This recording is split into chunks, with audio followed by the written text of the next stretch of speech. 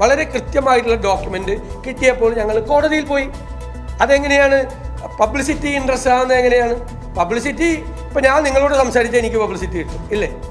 കോടതി പോകുന്നത് നീതി തേടിയാണ് പോകുന്നത്. നീതി തേടി കോടതി പോകുമ്പോൾ കോടതി വിമർശിക്കുകയല്ല ചെയ്തിരിക്കുന്നത്, തന്നെ പരിഹസിക്കുകയാണ് ചെയ്തിരിക്കുന്നത്. നശീകരണ വാസന തുടരുന്നത് ഒരു പ്രതിപക്ഷ നേതാവിന് ഭൂഷണമല്ല. അത് തിരുത്തിപ്പോകാൻ കഴിയണം. പരിഹാസ്യനല്ലേ വി ഡി സതീശ? കേരളത്തിൻ്റെ കോടതിക്ക് ഒരു നിലയും വിലയുമുണ്ട്. അതിനെ സമയം കെടുത്തി കോടതിയെ ശല്യപ്പെടുത്താൻ പുറപ്പെട്ടാൽ ശല്യക്കാരനായ വ്യവഹാരി എന്ന ഒരു പുതിയ പേര് ലഭിക്കും. ന്യൂസ് ആൻഡ് വ്യൂസ് ആരംഭിക്കുകയാണ്.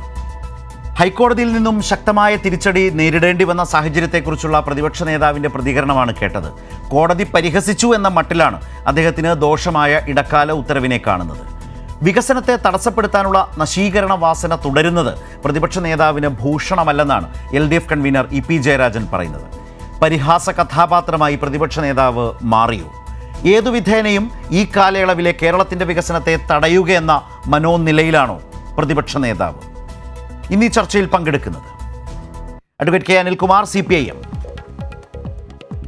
Advocate PM Niyas Congress, Jacob George മുതിർന്ന മാധ്യമ പ്രവർത്തകൻ. അഡ്വക്കേറ്റ് അനിൽകുമാർ, ഈ വിഷയത്തിൽ ഇന്നിപ്പോൾ പ്രതിപക്ഷ നേതാവ് കാര്യമായി കുറെ കൂടി പ്രതികരിച്ചു. ആ പ്രതികരണം ഈ വിഷയവുമായി ബന്ധപ്പെട്ട ഉചിതമായ നിലയിലാണോ എന്നത് തന്നെ ഒരു പ്രശ്നമാണ്, ഒരു വിഷയമാണ്. അത് പരിശോധിച്ചാൽ അദ്ദേഹം പറയുന്നത് അദ്ദേഹത്തെ കോടതി പരിഹസിച്ചു എന്നാണ്. ഇതിലൊരു ഇടക്കാല ഉത്തരവുണ്ടായിട്ടുണ്ട്.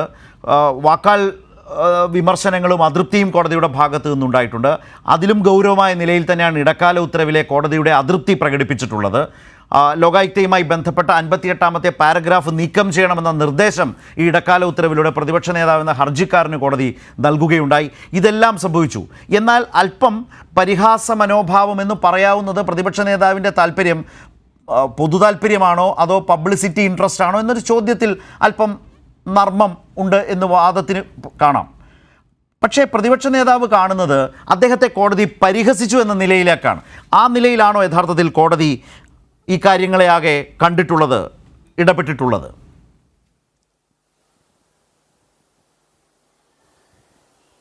ക്യാമറ വിഷയത്തിൽ കോടതി അദ്ദേഹത്തെ പ്രശംസിച്ചു എന്നാണ് അദ്ദേഹം പറഞ്ഞുകൊണ്ടിരുന്നത്. ഇപ്പോൾ ഫോണിൻ്റെ കാര്യത്തിൽ അദ്ദേഹത്തെ കോടതി പരിഹസിച്ചു എന്ന് അദ്ദേഹം പരാതിപ്പെടുകയാണ്. യഥാർത്ഥത്തിൽ ക്യാമറ വിഷയത്തിൽ കോടതി അദ്ദേഹത്തെ പ്രശംസിക്കുകയല്ല ചെയ്തത്. കേരള സർക്കാർ അഴിമതി കാണിച്ചു എന്ന് പറഞ്ഞുകൊണ്ട് ക്യാമറ വിഷയത്തിൽ തികച്ചും അടിസ്ഥാനരഹിതമായ കാര്യങ്ങൾ ചേർത്ത് ഒരു കേസ് കൊടുത്തു കഴിഞ്ഞപ്പോൾ, നിങ്ങൾ അഴിമതിക്കെതിരായ പോരാട്ടത്തിൽ മുമ്പ് നിൽക്കുന്ന ഒരാളാണെങ്കിൽ ഒരു പൊതുപ്രവർത്തകർ എന്ന നിലയ്ക്ക് അഴിമതിയോട് വിട്ടുവീഴ്ചയില്ലാത്ത വിധം നിങ്ങൾ ഏത് നിലവാരത്തിലാണ് ഇക്കാര്യങ്ങൾ കൈകാര്യം ചെയ്തിട്ടുള്ളതെന്ന് ബഹുമാനപ്പെട്ട രമേശ് ചെന്നിത്തലയോടും VD സതീശനോടും വ്യക്തമാക്കാൻ ആവശ്യപ്പെടുകയാണ് കോടതി ചെയ്തത്. അപ്പോൾ ചെന്നിത്തലയുടെ പേരിലും VD സതീശൻ്റെ പേരിലുമൊക്കെയുള്ള വിജിലൻസ് കേസുകൾ നമ്മുടെ മുമ്പിലുണ്ട്. അഴിമതിയുടെ കാര്യത്തിൽ അവർ പുലർത്തിയ ഔന്നത്യം എന്താണ് എന്നും ആ ഔന്നത്യമുള്ള നിങ്ങളാണോ, ആ ഔന്നത്യമുണ്ടെങ്കിലാണോ സർക്കാരിനെ ഇപ്രകാരം നിങ്ങൾ ചോദ്യം ചെയ്യാൻ വരുന്നത് എന്നും കോടതി ചോദിച്ചാൽ അത് പ്രശംസയാണ് എന്ന് വായിച്ചെടുക്കണമെന്നുണ്ടെങ്കിൽ കോടതിയെ അതുപോലെ അവഹേളിക്കണം. ഇപ്പോൾ ബഹുമാനപ്പെട്ട കോടതി ബഹുമാനപ്പെട്ട പ്രതിപക്ഷ നേതാവിന് മുന്നറിയിപ്പ് കൊടുത്തിരിക്കുന്നത് അത് ചീഫ് ജസ്റ്റിസിൻ്റെ ഉത്തരവ് നോക്കിയാൽ കാണാം.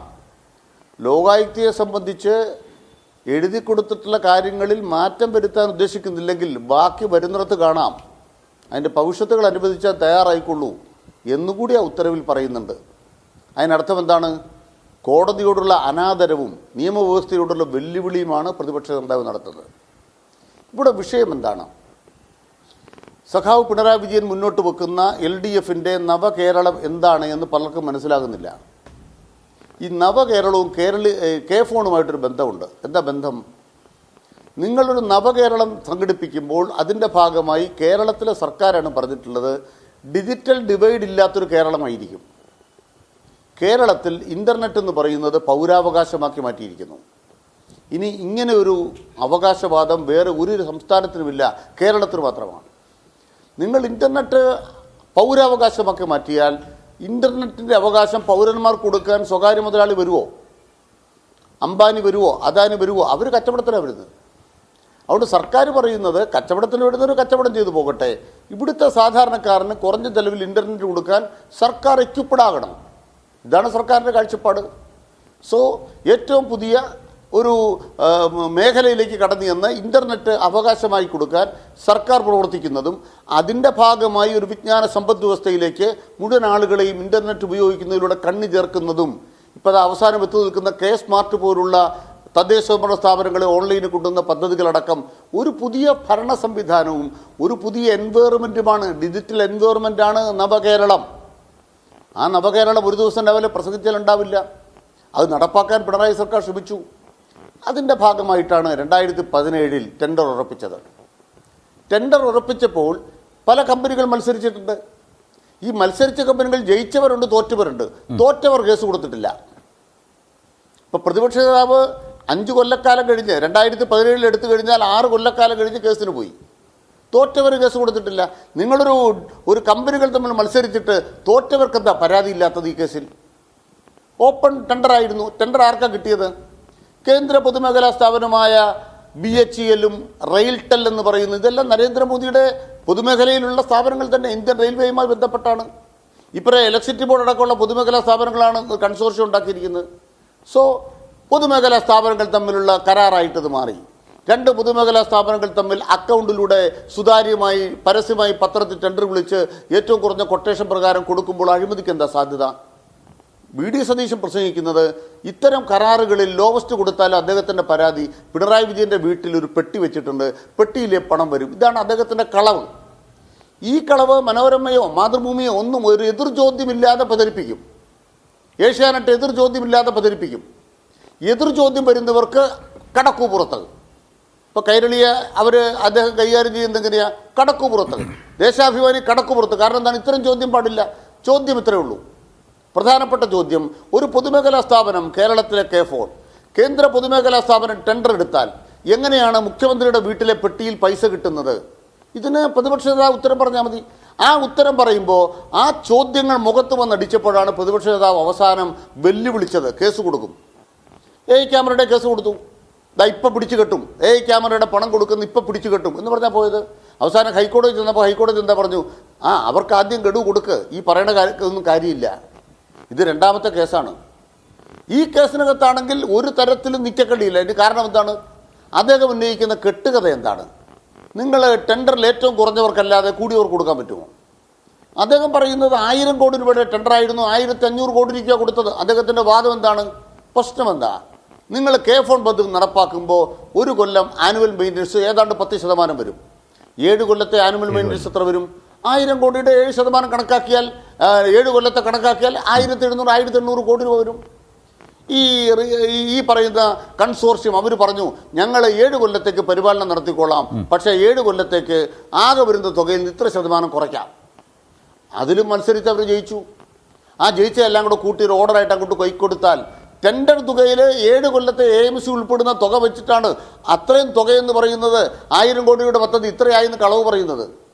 ഒരു പ്രതിപക്ഷ നേതാവിന് മിനിമം സത്യസന്ധത വേണം. ഞാൻ ഒരു 3-4 ചർച്ചകളിലെങ്കിലും VD സതീശനെ ഒരു കാര്യത്തിൽ അപേക്ഷിച്ചായിരുന്നു.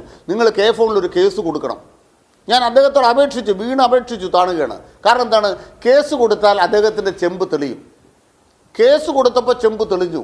അതാണ് ഇന്ന് ചെമ്പ് തെളിഞ്ഞൊരു VD സതീശനെയാണ് കാണുന്നത്. LDF സർക്കാരിനെതിരെ എത്ര നുണ പറഞ്ഞാലും മാധ്യമങ്ങൾ പബ്ലിസിറ്റി കൊടുക്കും. പക്ഷെ മാധ്യമങ്ങൾക്ക് പബ്ലിസിറ്റി കൊടുക്കാൻ പറ്റാത്ത വിധം പതനത്തിലേക്ക് ആ നുണ, വല്ലാത്ത നുണ, ആ നുണ മുഞ്ഞുകുത്തി വീണിരിക്കുന്നു. മുഞ്ഞുകുത്തി വീണ് ആ നുണയുടെ മേലെ ഒരു ലഭ്യത്തിരിയുമായി വന്നൊരു പ്രതിപക്ഷ നേതാവിനെയാണ് ഇന്ന് നമ്മൾ കണ്ടത്. ഇവിടെ ശ്രീ PM നിയാസ്, ഏതു വിധത്തിലാണ് പ്രതിപക്ഷ നേതാവായിരിക്കുന്ന VD സതീശന് ഇത് വലിയ ദോഷവും ക്ഷീണവും ആഘാതവും തിരിച്ചടിയുമായത് എന്ന് വിശദീകരിക്കുകയാണ് ശ്രീ അനിൽകുമാർ ചെയ്തിട്ടുള്ളത്. അതിലേക്ക് തന്നെ താങ്കൾ സ്വാഭാവികമായും വരുമെന്നറിയാം. ഇനി പ്രതിപക്ഷ നേതാവ് ഇന്ന് വാർത്താ സമ്മേളനത്തിൽ പറഞ്ഞതുപോലെ അദ്ദേഹത്തെ കോടതി പരിഹസിക്കുകയാണ് എന്നത് തന്നെ മുഖവിലക്കെടുത്താൽ അത് തന്നെ കഷ്ടമല്ലേ? കേരളത്തിൻ്റെ ഹൈക്കോടതി ക്യാബിനറ്റ് റാങ്കിലുള്ള പ്രതിപക്ഷ നേതൃസ്ഥാനത്തിരിക്കുന്ന VD സതീശൻ എന്ന കോൺഗ്രസ് നേതാവിനെ, UDF ചെയർമാനെ പരിഹസിച്ചു, വളരെ പ്രധാനപ്പെട്ട അദ്ദേഹം വളരെ പ്രധാനപ്പെട്ടതെന്ന് കരുതുന്ന വിഷയത്തിൽ 22ഓളം എക്സിബിറ്റുകൾ അവതരിപ്പിച്ച് രേഖകൾ ഹാജരാക്കി മുതിർന്ന അഭിഭാഷകരെയൊക്കെ അണിനിരത്തി കോൺഗ്രസിൻ്റെ ലീഗൽ സംവിധാനങ്ങളിൽ നിരന്തരം ഇടപെടുന്ന ആളുകളുടെ ഒരു വിങ്ങിനെ തന്നെയൊക്കെ ഇതും നിരീക്ഷിക്കാൻ ഉറപ്പിച്ച് ഒരു നിയമ പോരാട്ടം നടത്തുമ്പോൾ ആദ്യ ദിവസം തന്നെ ആ ഹർജി ഫയലിൽ സ്വീകരിക്കുന്നില്ല, പകരം ഇങ്ങനെയൊക്കെ ചോദിച്ചതിന് ശേഷം അത് ഇടക്കാല ഉത്തരവായി വരുന്നു. അപ്പോൾ അത് പരിഹാസമാണ് എന്ന് അദ്ദേഹത്തിന് തോന്നുന്നുവെങ്കിൽ അതും കഷ്ടമല്ലേ? നോക്കൂ, അനിൽകുമാർ പറയുന്നത് എനിക്ക് മനസ്സിലാക്കാം. കാരണം അനിൽകുമാർ അങ്ങനെ പറഞ്ഞ് ശീലമുള്ളൂ, അതുകൊണ്ട് അദ്ദേഹം പറയുന്നത് എനിക്ക് മനസ്സിലാക്കാം. പക്ഷേ താങ്കൾ പറയുമ്പോൾ എനിക്കത് മനസ്സിലാവുന്നില്ല. കേരളത്തിലെ ഒരു പൊതു താൽപ്പര്യ ഹർജി, ആ പൊതു താൽപ്പര്യ ഹർജി കൊടുക്കുന്നു. ആ പൊതു താൽപ്പര്യ ഹർജിയെ സംബന്ധിച്ച് കോടതി സർക്കാരിൻ്റെ അഭിപ്രായം കേൾക്കാൻ അല്ലെങ്കിൽ വാദം കേൾക്കാൻ വേണ്ടി മാറ്റിവെക്കുന്നു. അതിനിടയിലുണ്ടായ ഒരു കമൻറ്റിനെക്കുറിച്ചാണ് താങ്കൾ പറയുന്നത്. അനിൽകുമാർ കോടതിയിൽ ഇങ്ങനെ പറയുന്ന കമൻറ്റുകൾ എല്ലാം ആർക്കെതിരെയാണോ പറഞ്ഞത് ഏറ്റവും വലിയ പ്രശ്നമാണ് എന്ന് അംഗീകരിക്കുന്നുണ്ടോ? ഉണ്ടെങ്കിൽ ആദ്യം അത് പറയണം. എന്നാൽ ഞാനും അത് 100% സന്തോഷത്തോടെ അംഗീകരിക്കാം. അങ്ങനെയാണെങ്കിൽ ഞാൻ തിരിച്ചു പറയാം, സർക്കാർ ഈ ഗവൺമെൻറ്റിനെതിരെ പറഞ്ഞ വാക്കാലുള്ള കമൻറ്റുകൾ ഏതെല്ലാം കാര്യത്തിലാണ് പറഞ്ഞത്? നിങ്ങൾക്ക് എല്ലാവർക്കും അറിയാമല്ലോ. ക്യാമറയെക്കുറിച്ച് കോടതി പറഞ്ഞ കമൻ്റ് എന്താ? കോടതി എഴുതി തന്ന തീരുമാനം എന്താണ്? അതിലെന്താണ് പറഞ്ഞത്? നാട്ടുകാരിൽ നിന്നും പണം പിരിക്കാൻ പാടില്ല പറഞ്ഞല്ലോ. അതേപോലെ തന്നെ അതിൽ അഴിമതി ഉണ്ടെന്ന് വ്യക്തമായി ബോധ്യപ്പെട്ടു പറഞ്ഞല്ലോ. കോവിഡ് കാലത്ത് നമ്മുടെ എല്ലാവരുടെയും വിവരശേഖരണം നടത്തി ഒരു അമേരിക്കൻ കമ്പനിക്ക് കൊടുക്കാൻ പോയപ്പോൾ സർക്കാർ എന്തായിരുന്നു നിങ്ങളോട് പറഞ്ഞത്? നിങ്ങളെല്ലാവരും ഈ IT വിദഗ്ധനായ ശിവശങ്കറിനെ മുൻനിർത്തി നടത്തിയിരിക്കുന്ന നാടകം അന്ന് കോടതി എന്താണ് പറഞ്ഞത്? കോടതി അത് തീർത്തും അങ്ങനെ ചെയ്യാൻ പാടില്ല എന്ന് മാത്രമല്ല കരാർ റദ്ദാക്കണമെന്ന് പറഞ്ഞു. റദ്ദാക്കിയല്ലോ. അപ്പോഴും നിങ്ങളെന്താ പറഞ്ഞത്? അതൊന്നും സർക്കാരിനെതിരെ പറഞ്ഞതല്ല. ഓക്കെ, അതായത് ആർക്കെതിരെയാണോ കോടതി പറഞ്ഞത് അതിൽ യാതൊരു കാര്യവുമില്ല എന്ന് പറഞ്ഞു. രണ്ടാമത് നിങ്ങൾക്ക് എല്ലാവർക്കും അറിയുന്ന ഒരു കാര്യമാണ് ഏറ്റവും ഒടുവിൽ നടന്ന ക്യാമറ. ക്യാമറയിൽ ബഹുമാനപ്പെട്ട പ്രതിപക്ഷ നേതാവ് രമേശ് ചെന്നിത്തലയും കോടതിയിൽ പോയി. കോടതി എന്താ പറഞ്ഞത്? നിങ്ങൾക്ക് എല്ലാവർക്കും അറിയാലോ എന്താ പറഞ്ഞത്. ആ പറഞ്ഞപ്പോൾ നിങ്ങൾ ഇപ്പോൾ അനിൽകുമാറിൻ്റെ പാർട്ടി, അനിൽകുമാർ തന്നെ നേരിട്ട്, ഞാനും അനിൽകുമാറിൻ്റെ ചർച്ചയിൽ പങ്കെടുത്താന്നെൻ്റെ ഓർമ്മ. അന്ന് അനിൽകുമാർ പറഞ്ഞത് എന്താ? അതൊന്നും കോടതി വാക്കാൽ പറയുന്നുള്ള അന്തിമ റിപ്പോർട്ടിൽ വരാനിരിക്കുന്നു. ഇത് കേസ് തള്ളിയോ അനിൽകുമാറെ? തള്ളിയില്ലല്ലോ. തള്ളുകയാണെങ്കിൽ നിങ്ങൾ പറഞ്ഞത് ശരിയാണ്, തള്ളിക്കൊണ്ട് നൽകിയ ഉത്തരവാണെങ്കിൽ ഓക്കെ. ഇത് പബ്ലിക് ഇൻട്രസ്റ്റ് ലിറ്റിഗേഷനാണോ പബ്ലിസിറ്റി ഇൻട്രസ്റ്റഡ് ലിറ്റിഗേഷനാണോ എന്ന് അദ്ദേഹം സംശയം പറഞ്ഞു.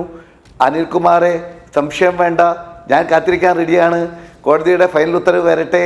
ആ ഉത്തരവിൽ പബ്ലിക് ഇൻട്രസ്റ്റ് ആണോ അല്ലെങ്കിൽ പബ്ലിസിറ്റി ഇൻട്രസ്റ്റ് ആണോ എന്ന് പുറത്ത് വരട്ടെ. അനിൽകുമാർ കാത്തിരിക്കാൻ തയ്യാറുണ്ടോ? ഞാൻ കാത്തിരിക്കാൻ തയ്യാറാണ്.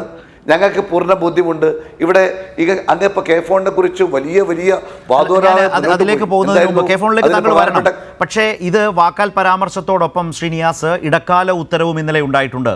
ഇടക്കാല ഉത്തരവിലെ പരാമർശങ്ങൾ എങ്ങനെ വളരെ പ്രകടമായി തന്നെ പ്രതിപക്ഷ നേതാവിന് ദോഷകരവും തിരിച്ചടിയുമാണ്. ഇടക്കാല ഉത്തരവുണ്ട്, വാക്കാൽ പരാമർശത്തിലാണ് താങ്കൾ ശ്രദ്ധയൂന്നിയത്. അത് അവിടെ നിൽക്കട്ടെ, അത് താങ്കൾ പറഞ്ഞു. അങ്ങോട്ടും ഇങ്ങോട്ടും ഇനി അദ്ദേഹത്തിന് പറയാനുണ്ടെങ്കിൽ പറയട്ടെ. അദ്ദേഹം പറഞ്ഞതേ അല്ല താങ്കൾ പല കേസുകളിൽ താങ്കളുടേതായ വാദം മുന്നോട്ട് വെച്ചത്. ഞാൻ പറഞ്ഞത് ഇടക്കാല ഉത്തരവുണ്ടായല്ലോ. ഇടക്കാല ഉത്തരവിൽ സ്പെസിഫിക് നിർദ്ദേശം പ്രതിപക്ഷ നേതാവെന്ന ഹർജിക്കാരന് കൊടുത്തല്ലോ.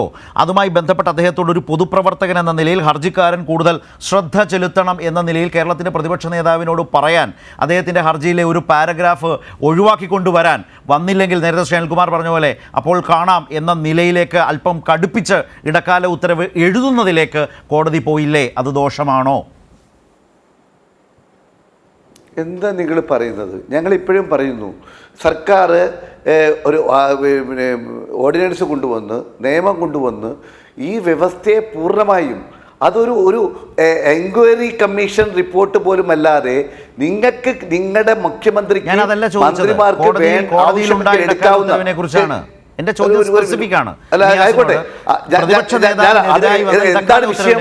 ഒരു മിനിറ്റ് ഞാനൊന്ന് പറയട്ടെ. അങ്ങ് ചോദിച്ചു, വീണ്ടും അങ്ങ് മറുപടി പറയല്ല. അല്ല പിന്നെ അങ്ങ് അനിൽകുമാറോട് ചോദിച്ചോ, അങ്ങ് സമാധാനപ്പെട്ടോ? എന്നോട് ചോദിച്ച ചോദ്യത്തിന് ഏത് കാര്യത്തിലാണ് കോടതി പറഞ്ഞത്? കേക്ക് ഞാൻ എനിക്കൊരു ശോഭമില്ല. ഞാൻ ഇന്ന് വരുമ്പോൾ തീരുമാനിച്ചിട്ടുണ്ട് അങ്ങേക്ക് ശോഭം കൂടും. കാരണം അങ്ങ് ഇല്ലാത്ത കഥകൾ ഉണ്ടാക്കിയെടുക്കുകയാണ്. അപ്പൊ അങ്ങേക്ക് ശോഭം. ഹൈക്കോടതിയുടെ ഇടക്കാല ഉത്തരവിനെ സൃഷ്ടിച്ചെടുക്കുന്ന കഥയാണോ? അങ്ങനെയൊന്നും തെറ്റിദ്ധരിപ്പിക്കരുത്. ഹൈക്കോടതിയുടെ ഇടക്കാല ഉത്തരവിലെ വാചകങ്ങൾ പ്രതിപക്ഷ നേതാവിന് തിരിച്ചടിയാണോ? വളരെ ലളിതവും നേരിട്ടുള്ള ഒരു ചോദ്യമാണ് ഞാൻ ചോദിച്ചത്. അത് ഞാൻ സൃഷ്ടിച്ചെടുക്കുന്നു എന്നൊക്കെ പറഞ്ഞാൽ അടുപ്പമാണ്. അല്ല ഞാനൊരു കാര്യം പറയട്ടെ. വാക്കാലുള്ള ഉത്തരവ് എന്തിന്റെ പേരിലാണ്? വാക്കാലല്ല, ഇടക്കാല ഉത്തരവിനെ ഏറ്റവും പോട്ടെ, ഞാൻ പറയട്ടെ. നിങ്ങൾ പറയുന്നത് സമ്മതിച്ചു. ഉത്തരവുണ്ട്. എന്തിന്റെ പേരില? എന്തായിരുന്നു അതിലെ കാരണം? ഒരു അന്വേഷണ ഏജൻസിയെ ഒരു ക്ലോസി ജുഡീഷ്യൽ എൻക്വയറി ഫോറത്തെ എതിരായി ഒരു പരാമർശം നടത്തി. അത് ശരിയല്ലേ? അപ്പോൾ അവിടെ പോയിട്ട് എന്താ കാര്യം? മുഖ്യമന്ത്രിക്കെതിരെ ഒരു മിനിറ്റ്, മുഖ്യമന്ത്രിക്കെതിരെ കേസെടുത്ത് വിധി വന്നാൽ ആ മുഖ്യമന്ത്രിക്ക് തന്നെയാണ് അത് കൊടുക്കുന്നത്. മുഖ്യമന്ത്രിക്ക് വേണമെങ്കിൽ അത് സ്വീകരിക്കാതിരിക്കാം. അതിൻ്റെ അർത്ഥം ഈ എന്താ പറയുക, കടിക്കുന്ന പട്ടിയെ വാങ്ങി അദ്ദേഹത്തിൻ്റെ നാവും എല്ലാം മൂടിക്കെട്ടിയാൽ പിന്നെ എന്ത് കാര്യമുള്ളത്? അതാണ് ഞങ്ങൾ പറഞ്ഞത്. രാഷ്ട്രീയ വേദികളിലും അത് പറയാം. കോടതിയിൽ പോയി 58ാമത്തെ പാരഗ്രാഫിൽ താങ്കൾ പറയുന്നത് പോലെ പ്രതിപക്ഷ നേതാവ് ഹർജിക്കാരനായി ഇത് എഴുതി വെച്ചു. ചാനൽ ചർച്ചകളിൽ താങ്കൾ വാദിക്കുന്ന ഈ വിഷയത്തെ കോടതി അംഗീകരിച്ചില്ല, ബേസ്ലെസ് ആണ്, അദ്ദേഹത്തെ പോലെ ഒരാൾ ഇങ്ങനെ പെരുമാറരുത്, അത് ഒഴിവാക്കണം എന്ന് പറഞ്ഞ പാരഗ്രാഫ് നീക്കം ചെയ്യണം എന്നാണ് ഹർജിക്കാരനോട് ആവശ്യപ്പെട്ടത്. അത് അങ്ങനെ പറ. ആ പാരഗ്രാഫിൽ എന്തിനെ കുറിച്ച് പരാതിക്കാരൻ പറഞ്ഞതിനാ? അത് പറ. എന്തിന്റെ പരാതിയെ കുറിച്ച് പറഞ്ഞതിനാ? കുറിച്ചാണോ പറഞ്ഞത്? അല്ലല്ലോ. എന്താണ് ലോകായുക്തക്കെതിരെ ഞാനും അതാ പറയുന്നത്. ലോകായുക്തക്കെതിരെ ഞങ്ങൾ പറയുന്നു. ഞങ്ങൾ പുരപ്പുറത്ത് കയറി പറയും.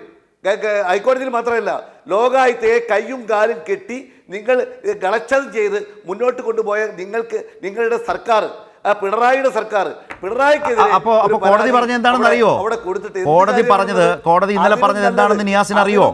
കോടതി പറഞ്ഞത് the petitioner has made irrational and unwanted comments against Lokayukta. We will not permit the petitioner to carry the allegation raised in the above paragraph. അതിനാണ് മലയാളത്തിൽ തിരിച്ചടി എന്ന് പറയുന്നത്. പെർമിറ്റ് ചെയ്യേണ്ട.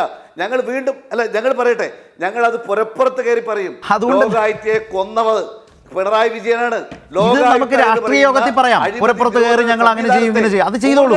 പക്ഷെ ഹൈക്കോടതിയിൽ പറഞ്ഞിട്ട് കോടതിയിൽ ഏശിയില്ലെന്ന് ഞാൻ പറഞ്ഞോളൂ. കെട്ടി നിങ്ങൾ പറഞ്ഞോളൂ, എനിക്ക് എതിർപ്പില്ല. പക്ഷെ പ്രതിപക്ഷ നേതാവെന്ന ഹർജിക്കാരൻ ഹൈക്കോടതിയിൽ എഴുതി കൊടുത്തു, കോടതി അത് തൂക്കിയെടുത്ത് കളഞ്ഞു.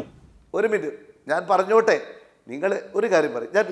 ആ പോയിന്റിൽ താങ്കൾ വരുന്നില്ല. താങ്കൾ രാഷ്ട്രീയ വിശദീകരണം നടത്തിയിട്ട് കാര്യമുണ്ടോ? പറഞ്ഞോ നിയാസ്, രാഷ്ട്രീയ വിശദീകരണത്തിനപ്പുറം ഒരു ജഡ്ജ്മെന്റ്, ഒരു ഓർഡർ ഉണ്ട്. അതിലെ പോയിന്റാണ് ഞാൻ പറഞ്ഞത്. മറുപടി പറയാൻ എനിക്ക് അവസരം ഉണ്ടെങ്കിൽ ചോദിച്ചാൽ മതി. ഉറപ്പായി നമ്മൾ തമ്മിൽ തന്നെയാണ് സംസാരിക്കുന്നത്. ഇവർ രണ്ടുപേരും ഇടപെടുന്നില്ല. വിരോധമില്ല. എനിക്ക് വിരോധമില്ല. നീ അനിൽകുമാരോട് തന്നെ ചോദിച്ചോ. ഞാൻ ഇവിടെ നിങ്ങളാണ് ഡിഫെൻസീവ് നിൽക്കുന്നത്, നിങ്ങളാണ് മറുപടി പറയേണ്ട ആളുകൾ. ക്ഷണിച്ചു വന്നതല്ലേ? അതെ, പ്രതിരോധത്തിൽ നിൽക്കുന്ന പ്രതിപക്ഷ നേതാവ് ആയതുകൊണ്ട് ചോദ്യം താങ്കളിലേക്ക് വരും. ശ്രീനിയാസ്, പ്രതിപക്ഷ നേതാവ് പ്രതിരോധത്തിൽ നിൽക്കുമ്പോൾ കോൺഗ്രസ് പ്രതിനിധിയോട് ചോദ്യം വരില്ലേ? ആ പാരഗ്രാഫ് നീക്കം ചെയ്യാൻ കോടതി പറഞ്ഞത് ക്ഷീണമല്ലേ, തിരിച്ചടിയല്ലേ? ഇത്രേ ഞാൻ ചോദിച്ചുള്ളൂ. ഇടക്കാല ഉത്തരവ് തിരിച്ചടിയല്ല. എന്തുകൊണ്ടെന്ന് പറഞ്ഞാൽ ഞങ്ങൾ ഇപ്പോഴും പറയുന്നു ലോകായുക്തയെ കൊന്നവർ കയ്യും കാലും കെട്ടി ഗളച്ഛേദം ചെയ്ത് ഒന്നുമല്ലാതാക്കിയപ്പോ അത് ഞങ്ങൾ കോടതിയിൽ പറയും. ഞങ്ങൾ താങ്കളുടെ ചാനലിൽ പറയും. ഞങ്ങൾ പുറപ്പുറത്ത് കയറി പറയും. എന്നിട്ട് അവിടെ പോയി പറയണമെന്ന് പറഞ്ഞാൽ അത് അങ്ങ് അവിടെ പറഞ്ഞാൽ മതി. നിങ്ങൾ മനസ്സിലായോ? അത് തന്നെയാണ് ഞങ്ങൾക്ക് പറയാനുള്ളത്. രണ്ടാമത്തെ കാര്യം, കെ ഫോണിനെ കുറിച്ചാണല്ലോ നിങ്ങളിപ്പോൾ പ്രസംഗിച്ചുകൊണ്ടിരിക്കുന്നത്. വലിയ രാജ്യത്തെ 1000 കോടി രൂപയുടെ ടെൻഡർ ഇല്ലാതെ എങ്ങനെ 1500 കോടിയാക്കി? അത് ആരാണാക്കിയത്? ശിവശങ്കരൻ. കമ്പനികൾ കമ്പനിയിലുള്ള മുഖ്യമന്ത്രി പിണറായി വിജയന്റെ മകന്റെ അമ്മായിയപ്പൻ ഉൾക്കൊള്ളുന്ന പ്രസാദിയോ കമ്പനി, SRIT കമ്പനി, ഈ 2 കമ്പനിയുമാണ് AI കമ്പനിയിലെ കറക്ക് കമ്പനി. കോടതിയിൽ വാദിച്ച് തെളിയിക്കാനോ ബോധ്യപ്പെടുത്താനോ കഴിയാതെ ഇവിടെ വാദിച്ചിട്ട് എന്ത് കാര്യം? പിന്നെ CAG റിപ്പോർട്ട് ഞാനത് പറഞ്ഞോട്ടെ. പറഞ്ഞോളൂ. CAG റിപ്പോർട്ട്, പ്രാഥമിക റിപ്പോർട്ടിൽ എന്താ പറഞ്ഞത്? ഇതിൽ അഴിമതിയുണ്ട്. എന്താ പറയാൻ കാരണം? KSEB അതിലൊരു പെശകുണ്ട്. രേഖകൾ അത് പരിശോധിച്ചപ്പോൾ ഗുരുതരമായ അഴിമതി ഉണ്ടെന്ന് പറഞ്ഞു. പിന്നെ എന്താണ് ഇത് കോടതിയെ ബോധ്യപ്പെടുത്താൻ കഴിയാതെ പോയത്? രണ്ട് കമ്പികൾ, ഹർജിക്കാരനായ പ്രതിപക്ഷ നേതാവിന്റെ അഭിഭാഷകൻ ഇതൊന്നും ഹൈക്കോടതിയെ ബോധ്യപ്പെടുത്താൻ കഴിഞ്ഞില്ലല്ലോ. അതെന്ത് പറ്റി? ഞാനൊരു കാര്യം പറയട്ടെ, ഇത് പ്രാഥമിക തെളിവെടുപ്പാണ്. ഞാൻ അഭിഭാഷകനാണ്, അനിൽകുമാർ അഭിഭാഷകനാണ്. പ്രാഥമികമായ കാര്യങ്ങൾ കഴിഞ്ഞ് ഗവൺമെന്റിന്റെ അഭിപ്രായങ്ങൾ എഴുതി തരാൻ പറഞ്ഞു. അത് കഴിഞ്ഞതിന് ശേഷം വീണ്ടും ഹിയറിംഗ് ഉണ്ട്. ഞാൻ അങ്ങയോട് പറഞ്ഞല്ലോ, അങ്ങേക്ക് തൻ്റെ അടുത്തോടുകൂടി പറയാമോ, ഇതിന്റെ അന്തിമ വിധി കഴിഞ്ഞ് എന്നെയും അനിൽകുമാറിനെയും താങ്കൾ ഇവിടെ വിളിച്ചു വരുത്താൻ അങ്ങേക്ക് ഭയങ്കരമായി പോയി. അന്തിമ വിധി വരട്ടെ. അത് വളരെ വളരെ ഭയങ്കരമായിട്ടുള്ള വെല്ലുവിളിക്കുന്നു. ഇന്നത്തെ ശ്രീ അനിൽകുമാർ, നമുക്കത് അതോടെ അവസാനിക്കാം. നമുക്ക് ഈ പോയിന്റിലേക്ക് വരാം. ഞാൻ ശ്രീ ജേക്കബ് ജോർജ് വരുന്നതിന് മുമ്പ് താങ്കൾ കൂടി ഉപകാരപ്രദമാകുന്ന വിധത്തിലുള്ള തർക്കങ്ങളാണ്, രണ്ട് വാദമാണ് ഉന്നയിക്കപ്പെട്ടിട്ടുള്ളത്. ഇവിടെ വളരെ ചുരുക്കി ശ്രീ അനിൽകുമാർ അദ്ദേഹം പറഞ്ഞ ചില കാര്യങ്ങളുണ്ട്. അദ്ദേഹം പറഞ്ഞത് ഹൈക്കോടതിയിലെ സ്വാഭാവിക നടപടിക്രമങ്ങൾ മാത്രമേ ഉള്ളൂ എന്ന നിലയിൽ. പക്ഷേ പ്രതിപക്ഷ നേതാവ് പറയുന്നത് അദ്ദേഹത്തെ പരിഹസിച്ചു. PM നിയാസ് പറയുന്നത് സ്വാഭാവിക നടപടിയേ ഉള്ളൂ എന്നാണ്. അപ്പോൾ ഇത് പരിഹാസമല്ല എന്നാണോ അദ്ദേഹം വിചാരിച്ചിരിക്കുന്നത്? വ്യക്തതയില്ല കാര്യത്തിൽ. രണ്ട്, ലോകായുക്തയുമായി ബന്ധപ്പെട്ട കാര്യങ്ങൾ ഇനിയും ഞങ്ങൾ പുറപ്പുറത്ത് കയറി എന്ന് പറയും, അവിടെയും പറയും ഇവിടെയും പറയും എന്ന നിലയിൽ പറഞ്ഞുകൊണ്ടിരിക്കുക. അതൊരു തിരിച്ചടിയല്ല. AI ക്യാമറയുടെ കാര്യത്തിൽ അടക്കമുള്ള സ്പ്രിംഗ്ലറൊക്കെ അദ്ദേഹം പരാമർശിച്ചു. പക്ഷെ അതൊന്നും പ്രതിപക്ഷത്തിന് വലിയ നേട്ടമുണ്ടായി എന്ന നിലയിലാണ് അദ്ദേഹം അതിനെ ആകെ വിശദീകരിക്കാൻ ശ്രമിച്ചിട്ടുമുള്ളത്. വളരെ ചുരുക്കി വേണം. ഞാൻ അടുത്ത റൗണ്ടിൽ വിശദമായി ഇതിലേക്ക് വരികയും ചെയ്യാം. എങ്കിലും അദ്ദേഹം സ്പ്രിംഗ്ലറുമായി ബന്ധപ്പെട്ട് പറഞ്ഞപ്പോൾ ബഹുമാനപ്പെട്ട രമേശ് ചെന്നിത്തല മുൻ ചീഫ് ജസ്റ്റിസിനെ കുറിച്ച് പറഞ്ഞ ആരോപണം എന്താണ്? സ്പ്രിംഗ്ലർ ഉൾപ്പെടെയുള്ള കേസുകളിൽ സർക്കാരിനെതിരായിട്ട് വിധിച്ചില്ല എന്നാണ്. ചെന്നിത്തല എന്താണ് മുൻ ചീഫിനെ കുറിച്ച് പറഞ്ഞത്? ആ ചീഫ് ആ ഹൈക്കോടതി സർക്കാരിനെതിരായി ഇത്തരം ഒരു കേസിലും ഒരു പരാമർശം നടത്തിയില്ലെന്നല്ലേ പറഞ്ഞത്. എന്നിട്ട് ഇപ്പം നിയാസ് പറയുന്നത് എന്താണ്? അതിലെല്ലാം സർക്കാരിനെതിരായ പരാമർശം നടത്തി. ഇത് രണ്ടും കൂടെ ഇങ്ങനെ ഒത്തുപോണത്. രണ്ടാമത്തെ കാര്യം, AI ക്യാമറ കാര്യത്തിൽ പൈസ കൊടുക്കരുതെന്ന് കോടതി പറഞ്ഞോ? ഇല്ല. അങ്ങനെ പറഞ്ഞില്ല. AI ക്യാമറയുടെ കാര്യത്തിൽ 3 മാസം കൊണ്ട് കൊടുക്കേണ്ട പൈസ കൊടുത്തോളാൻ അനുവദിച്ചു. ഞാൻ വരാം. അദ്ദേഹം ഒന്ന് പൂർത്തിയാക്കിയ ശേഷം താങ്കളുടെ അവസരത്തിലേക്ക് വരാം. ഫൈൻ പിടിച്ചോണ്ടിരിക്കുകയാണ്. ഒരു നിമിഷം, അദ്ദേഹത്തിന് എന്തോ ഒരു സംശയമുണ്ട്. കാര്യത്തിൽ അദ്ദേഹം പറഞ്ഞല്ല സത്യം. ഒറ്റ വാചകത്തിൽ നിയാസ് ഇടപെടാം. ഒറ്റ വാചകത്തിൽ ചോദ്യമുണ്ടെങ്കിൽ. സ്പ്രിംഗ്ലർ കേസിൽ നിങ്ങൾ സർക്കാർ കോടതി ഉത്തരവിനെ തുടർന്ന് ഞങ്ങൾ ഇതാ കരാറ് റദ്ദാക്കി ഞങ്ങൾ ഇതാ അവസാനിപ്പിച്ചിരിക്കുന്നു എന്ന് പറഞ്ഞു പോകേണ്ടി വന്നില്ലേ അനിൽകുമാറെ? ശരി, താങ്കളുടെ മറുപടി തുടരാം. അനിൽകുമാർ, മറുപടി തുടരാം. അത് കൃത്യമാണ്. അതിന് കാരണം എന്താണെന്നറിയോ? സ്പ്രിംഗ്ലർ എന്ന് പറയുന്നത് സാമ്പത്തിക കരാറല്ല, സൗജന്യ സേവനമാണ്. നിങ്ങൾ കോവിഡ് വന്നപ്പോഴത്തേക്കും ആ ദുരന്തത്തിൻ്റെ പശ്ചാത്തലത്തിൽ സൗജന്യ സേവനം തരാമെന്നൊരു കൂട്ടർ വന്നു. ഞങ്ങൾ സ്വീകരിക്കാൻ തയ്യാറായി. അത് കഴിഞ്ഞപ്പോൾ 6 മാസക്കാലം കഴിഞ്ഞപ്പോൾ സിറ്റുവേഷൻ മാറി. നമ്മൾ സ്വന്തമായിട്ട് സോഫ്റ്റ്വെയർ ഡെവലപ്പ് ചെയ്തു. ഡെവലപ്പ് ചെയ്ത് കഴിഞ്ഞപ്പോൾ നമുക്കത് ഉപയോഗിക്കാൻ കഴിഞ്ഞു. ബിഗ് ഡാറ്റ അനലിസ്റ്റിൻ്റെ സ്വാഭാവികമായിട്ട് നമുക്ക് ആവശ്യമില്ലാതെ വന്നു. പണം കൊടുക്കാത്ത കരാറാണ്, പണത്തിൻ്റെ ധാരണയില്ലാത്ത കരാറാണ്. സൗജന്യ സേവനത്തിൽ ഒരാൾ വന്നാൽ അതിൽ അഴിമതി ഉണ്ടെന്ന് ആരോപിക്കണമെങ്കിൽ സവിശേഷ ബോധം വേണം, സവിശേഷ ബുദ്ധി വേണം. ആ ബുദ്ധി ചെന്നിത്തലയ്ക്കേ ഉള്ളൂ. അത്രയുള്ള കേസിൻ്റെ കാര്യത്തിൽ അതുൾപ്പെടെയുള്ള കാര്യത്തിലാണ് ചെന്നിത്തലയ്ക്ക് പരാതി. എന്താണ്? ഹൈക്കോടതിയുടെ ചീഫ് ഈ കേസെല്ലാം സർക്കാരിന് അനുകൂലമാക്കി മാറ്റി. രണ്ടാമത്തെ കാര്യം, ക്യാമറയുടെ കാര്യം ഞാനിവിടെ പറഞ്ഞല്ലോ. ക്യാമറയുടെ കാര്യത്തിൽ ആദ്യ ഗഡു പൈസ കൊടുത്തോളാൻ ഹൈക്കോടതി ഉത്തരവിട്ടോ? ഒറ്റ ചോദ്യം. അപ്പോൾ ഉത്തരവിട്ടോടുകൂടി പൈസ കൊടുത്തു. 3 മാസത്തെ കൊണ്ട് കൊടുക്കേണ്ട പൈസ കൊടുത്തോടുകൂടി പ്രതിപക്ഷ നേതാവും ചെന്നിത്തലയും കൂടെ കൊടുത്ത കേസ് ഇപ്പോൾ തോറ്റിരിക്കുക. നാളെ ജയിച്ചിട്ട് നമുക്കത് കാണാം. നിങ്ങൾ പറഞ്ഞ ന്യായം വെച്ചിട്ടാണ് പറയുന്നത്. മൂന്നാമത്തത് ഇപ്പോൾ കൊടുത്ത കേസാണ്. അതിൽ കോടതി പറയുന്നത് എന്താണ്? We are of the opinion that, എന്താണത്? Notice need not be issued to the government. ഈ കേസിൽ ഗവൺമെന്റ് നോട്ടീസ് കൊടുക്കേണ്ടതേ ഇല്ല. എന്നിട്ട് എന്താ പറയുന്നത്? പിന്നെ ഒരു കാര്യം ചെയ്യാം, ടെൻഡർ വിളിച്ചത് ആരാണോ അവർക്ക് കൗണ്ടർ അവിടെ വെച്ച് കൊടുക്കാൻ അവകാശമുണ്ട്. ഇത്ര കാര്യം വന്നിട്ടുണ്ട്. അതിനർത്ഥം എന്താണ്? നിങ്ങൾ കേസ് കിട്ടിയ ഉടനെ ഇത് കഴമ്പുണ്ടെന്ന് കരുതിയില്ല, ഒരു കഴമ്പുമില്ല. പിന്നെന്ത് പറഞ്ഞു? ഞങ്ങളിത് നോട്ടീസ് പോലെ അയക്കാതെ തള്ളേണ്ട കേസാണ്. പിന്നെ നിങ്ങൾ കരഞ്ഞ് പറഞ്ഞുകൊണ്ട് ആ ടെൻഡർ കൊടുത്ത ആളുകൾ ആ ടെൻഡറിൻ്റെ ഡീറ്റെയിൽസ് കിട്ടാം. ടെൻഡറിൻ്റെ ഡീറ്റെയിൽസ് കൊടുക്കുമ്പോൾ ഞാൻ മുമ്പ് പറഞ്ഞ പോലെ 3-4 ടെൻഡറുണ്ട്. ഏറ്റവും കുറഞ്ഞവർക്കാണ് കിട്ടിയത്. നിങ്ങൾ പറഞ്ഞ 1000 ആണോ, AMC ഉണ്ടോ, ഇതൊക്കെ ആ ടെൻഡർ നോക്കുമ്പോൾ അറിയാൻ പറ്റും. അതോടുകൂടി പ്രതിപക്ഷ നേതാവിൻ്റെ ഇപ്പോഴത്തെ നിങ്ങൾ പറയുന്ന ഇത് 8 നില പൊട്ടും. ഒറ്റ കാര്യം ഇവിടെ ഉള്ളൂ. ആ ലോകായുക്തയെ കുറിച്ച് ഇവിടെ എഴുതാൻ കാരണം എന്താ? അതിന് ന്യായം ഒന്ന് പറഞ്ഞാ ശരി, നിങ്ങൾ നമുക്കത് ലോകായുക്ത അടുത്ത പരാതി അത് രസകരമായി കൊടുത്തില്ല ഈ പറഞ്ഞു പോകേണ്ടത് കൂടിയാണ് എനിക്ക് തോന്നുന്നു. ഈ കേസിൽ ലോകായുക്ത പരാതി കൊടുത്തില്ല. ഇല്ല, പക്ഷേ എന്തുകൊണ്ട് എന്നിട്ടും ഈ ഹർജിയിൽ 58ാമത്തെ പാരഗ്രാഫിൽ ലോകായുക്ത ഇടം പിടിച്ചു? അത് പ്രധാനമാണ്. അത് കയ്യോടെ പിടികൂടുന്ന സാഹചര്യം ഉണ്ടായി. കോടതി പൂർണ്ണമായും അതിന് എതിരായി. വലിയ അതൃപ്തി കോടതി ഇടക്കാല ഉത്തരവിൽ തന്നെ രേഖപ്പെടുത്തപ്പെട്ടു. അതൊക്കെ റിയാലിറ്റിയാണ്. അത് വാദപ്രതിവാദത്തിനൊന്നും ഇടയില്ലാത്ത വിധം വസ്തുതയായി കോടതി രേഖയായി പുറത്തു വന്നതുമാണ്. നമുക്കത് പക്ഷേ ഈ ചർച്ചയുടെ ഭാഗമായി കൊണ്ടുവരാം. ഇവിടെ ശ്രീ ജേക്കബ് ജോർജ്, ഇപ്പോൾ രണ്ടു ഭാഗത്തു നിന്നും ഈ വിഷയവുമായി ബന്ധപ്പെട്ട് വിസ്തരിച്ച് വിശദീകരിക്കുന്ന വാദങ്ങളൊക്കെ താങ്കൾ കേട്ടല്ലോ. പ്രതിപക്ഷ നേതാവാണ് ഇതിലെ ഹർജിക്കാരൻ. പക്ഷേ ആ ഹർജി ഫയലിൽ സ്വീകരിച്ചില്ല. ഇപ്പോൾ ശ്രീ അനിൽകുമാർ പറഞ്ഞ പോലെ സർക്കാരിന് നോട്ടീസ് പോലും അയച്ചില്ല. മാത്രമല്ല ഹർജിയിലെ 58ാമത്തെ പാരഗ്രാഫ് നീക്കം ചെയ്ത് അതിശക്തമായ അതൃപ്തി വാക്കാൽ മാത്രമല്ല രേഖയിലും ഓർഡറിലും ഇടം പിടിക്കുന്ന സാഹചര്യമുണ്ടായി. അത് വളരെ താങ്കൾക്ക് ഇന്നലെയും ഇന്നുമായി അതുമായി ബന്ധപ്പെട്ട് വന്ന പ്രതികരണങ്ങളൊക്കെ താങ്കളുടെ മുമ്പിലുണ്ട്. ഒരു തരത്തിലും പ്രതിപക്ഷ നേതാവ് ആഗ്രഹിക്കാത്ത പ്രതീക്ഷിക്കാത്ത ഒരു നടപടി ഉണ്ടായിട്ടുണ്ട്. അദ്ദേഹത്തിന് പോലും അത് പരിഹാസമായി തോന്നുകയാണ്. എന്ന് വെച്ചാൽ തിരിച്ചടിയാണ്. ആ തിരിച്ചടി ഒരു പരിഹാസം എന്ന നിലയിലേക്ക് അദ്ദേഹം അവതരിപ്പിക്കുകയാണ്. പ്രതിപക്ഷ നേതാവായ വി.ഡി. സതീശൻ പ്രതിപക്ഷ മുന്നണിയായ UDFൻ്റെ ചെയർമാൻ കൂടിയാണ്. അപ്പോൾ യഥാർത്ഥത്തിൽ ഇത് വളരെ ഗൗരവമായ നിലയിൽ അവർ പരിശോധിക്കേണ്ടതാണോ? നിരന്തരം കേസുകളിലേക്ക് പോകുന്നു, ഉദ്ദേശിച്ച ഫലം ചെയ്യുന്നില്ല. അതുകൊണ്ട് തന്നെ സ്വാഭാവികമായും അതിൻ്റെ ആനുപാതിക നേട്ടം സർക്കാരിന് ഇപ്പുറത്ത് ലഭിക്കുകയും ചെയ്യുന്നു. പ്രതിപക്ഷ നേതാവായിരിക്കുന്ന ശ്രീ വി.ഡി. സതീശൻ ഒരു സ്വയം പരിശോധന നടത്തേണ്ടതുണ്ടോ? നേരത്തെ പ്രതിപക്ഷ നേതാവ് നന്നായിട്ട് രാഷ്ട്രീയം കളിക്കുന്ന, നന്നായിട്ട് രാഷ്ട്രീയം അറിയാവുന്ന ഒരു കോൺഗ്രസ്സുകാരനാണ് എന്ന് തന്നെയാണ് എൻ്റെ അഭിപ്രായം. അതിലൊക്കെ ഉപരി ഒരു മാധ്യമ പ്രവർത്തകൻ എന്ന നിലയ്ക്ക്, തിരുവനന്തപുരത്തെ ഒരു വ്യക്തി എന്ന നിലയ്ക്ക് വി.ഡി. സതീശനുമായിട്ട് വർഷങ്ങളായിട്ട് എനിക്ക് നല്ല ബന്ധമുണ്ട്, അടുത്ത ബന്ധമുണ്ട്. അദ്ദേഹത്തെ ഇങ്ങനെ സൂക്ഷ്മമായിട്ട് നിരീക്ഷിക്കുന്നയാളാണ് ഞാൻ. അദ്ദേഹത്തിൻ്റെ ഓരോ കയറ്റവും ഓരോ ഇറക്കവും എന്ന് വെച്ചാൽ ഉമ്മൻചാണ്ടി സർക്കാരിലെ നേരത്തെ അദ്ദേഹത്തിൻ്റെ മന്ത്രിയാകേണ്ടതായിരുന്നു. ആ മന്ത്രിസഭയിൽ, ആ നിയമസഭയിലെ ഏറ്റവും പ്രഗത്ഭനായ കോൺഗ്രസ്സുകാരനെന്നാണ് ഞാൻ വി.ഡി. സതീശനെ കണക്കാക്കിയിരുന്നത്. ഉമ്മൻചാണ്ടി കൊടുത്തില്ല. ഞാൻ ആ കാരണത്തിലേക്ക് കടക്കുന്നില്ല. അന്ന് ഞാൻ വൈകിട്ട് വി.ഡി. സതീശനെ പോയി കണ്ടു MLA ക്വാർട്ടേഴ്സിലെ ഈ ഫ്ലാറ്റിൽ, നമ്മുടെ തൊട്ടങ്ങപ്പുറത്തെ ഫ്ലാറ്റിൽ. കാരണം അത്രയ്ക്ക് സതീശൻ്റെ കൂടെ തന്നെ ഞാൻ പല ഘട്ടങ്ങളിലും ഉണ്ടായിട്ടുണ്ട്. വി.ഡി. സതീശൻ ഒരു പ്രതിപക്ഷ നേതാവ് എന്നതിൽ വലിയ പ്രതീക്ഷ ഉയർത്തുന്ന നേതാവാണ് എന്ന് തന്നെയാണ് എൻ്റെ അഭിപ്രായം. പക്ഷേ ഈ കാര്യത്തിൽ അദ്ദേഹത്തെ ഹൈക്കോടതി പരിഹസിച്ചോ, അദ്ദേഹത്തെ തിരുത്താൻ ശ്രമിച്ചോ, അദ്ദേഹത്തെ ചോദ്യം ചെയ്തോ, ഞാൻ ആ വിഷയത്തിലേക്കൊന്നും കടക്കുന്നില്ല. ശരത്തെ, K-Phone എന്നതെന്താണ്?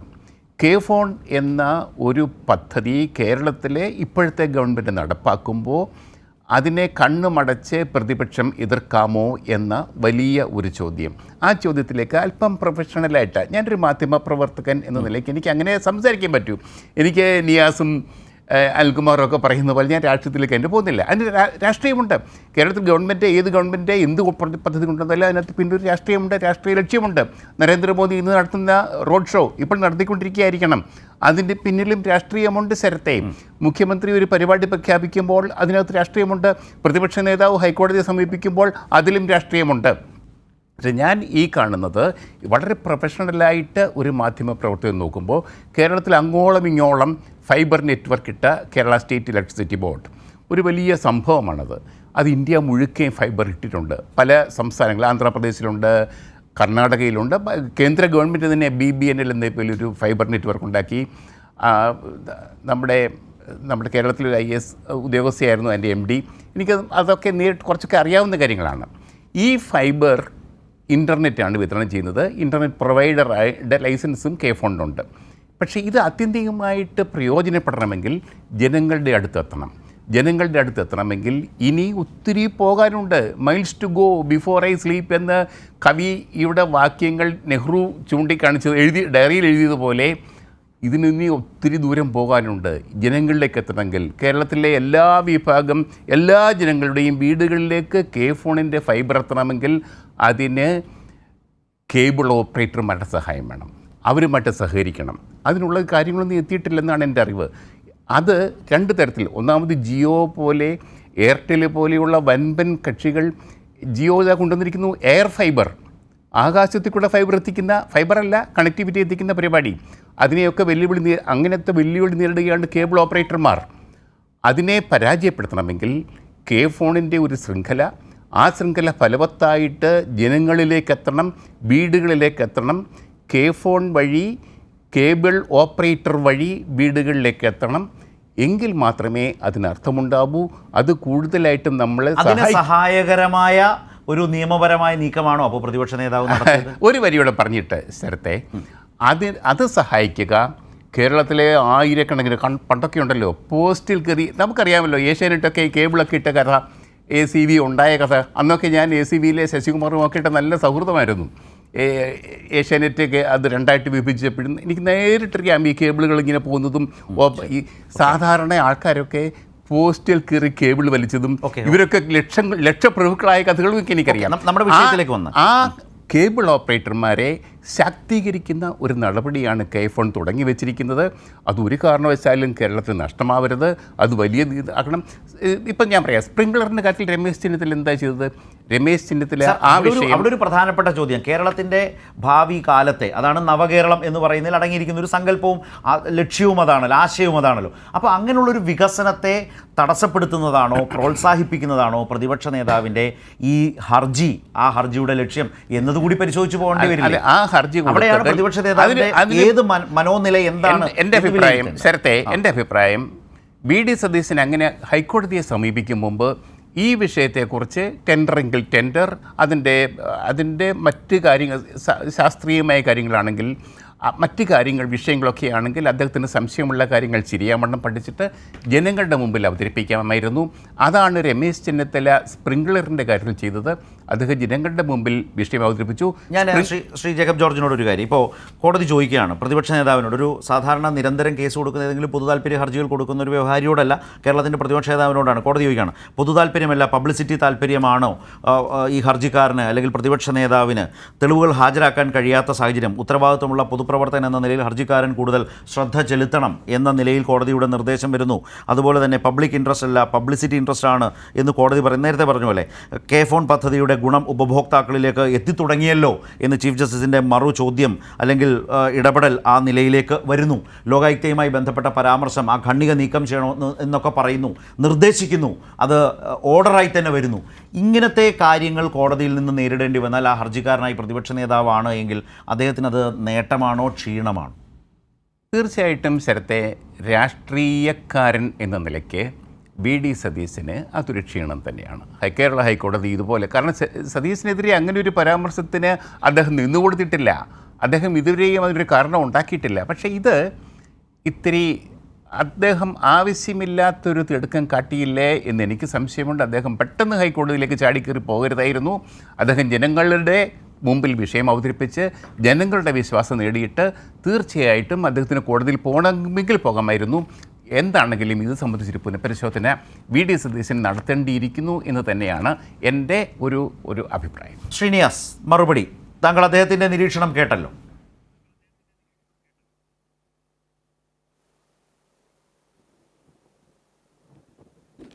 കേട്ടില്ല? അതെ, ശ്രീനിവാസിനോടാണ്. ഒരു കാര്യം എനിക്ക് പറയാനുള്ളത്, നിങ്ങൾ ഈ ഹൈക്കോടതിയുടെ കാര്യം അവിടെ നിൽക്കട്ടെ. എനിക്കൊരു കെ-ഫോൺ ആണല്ലോ ഇപ്പോൾ വിഷയം, ചർച്ചാ വിഷയം.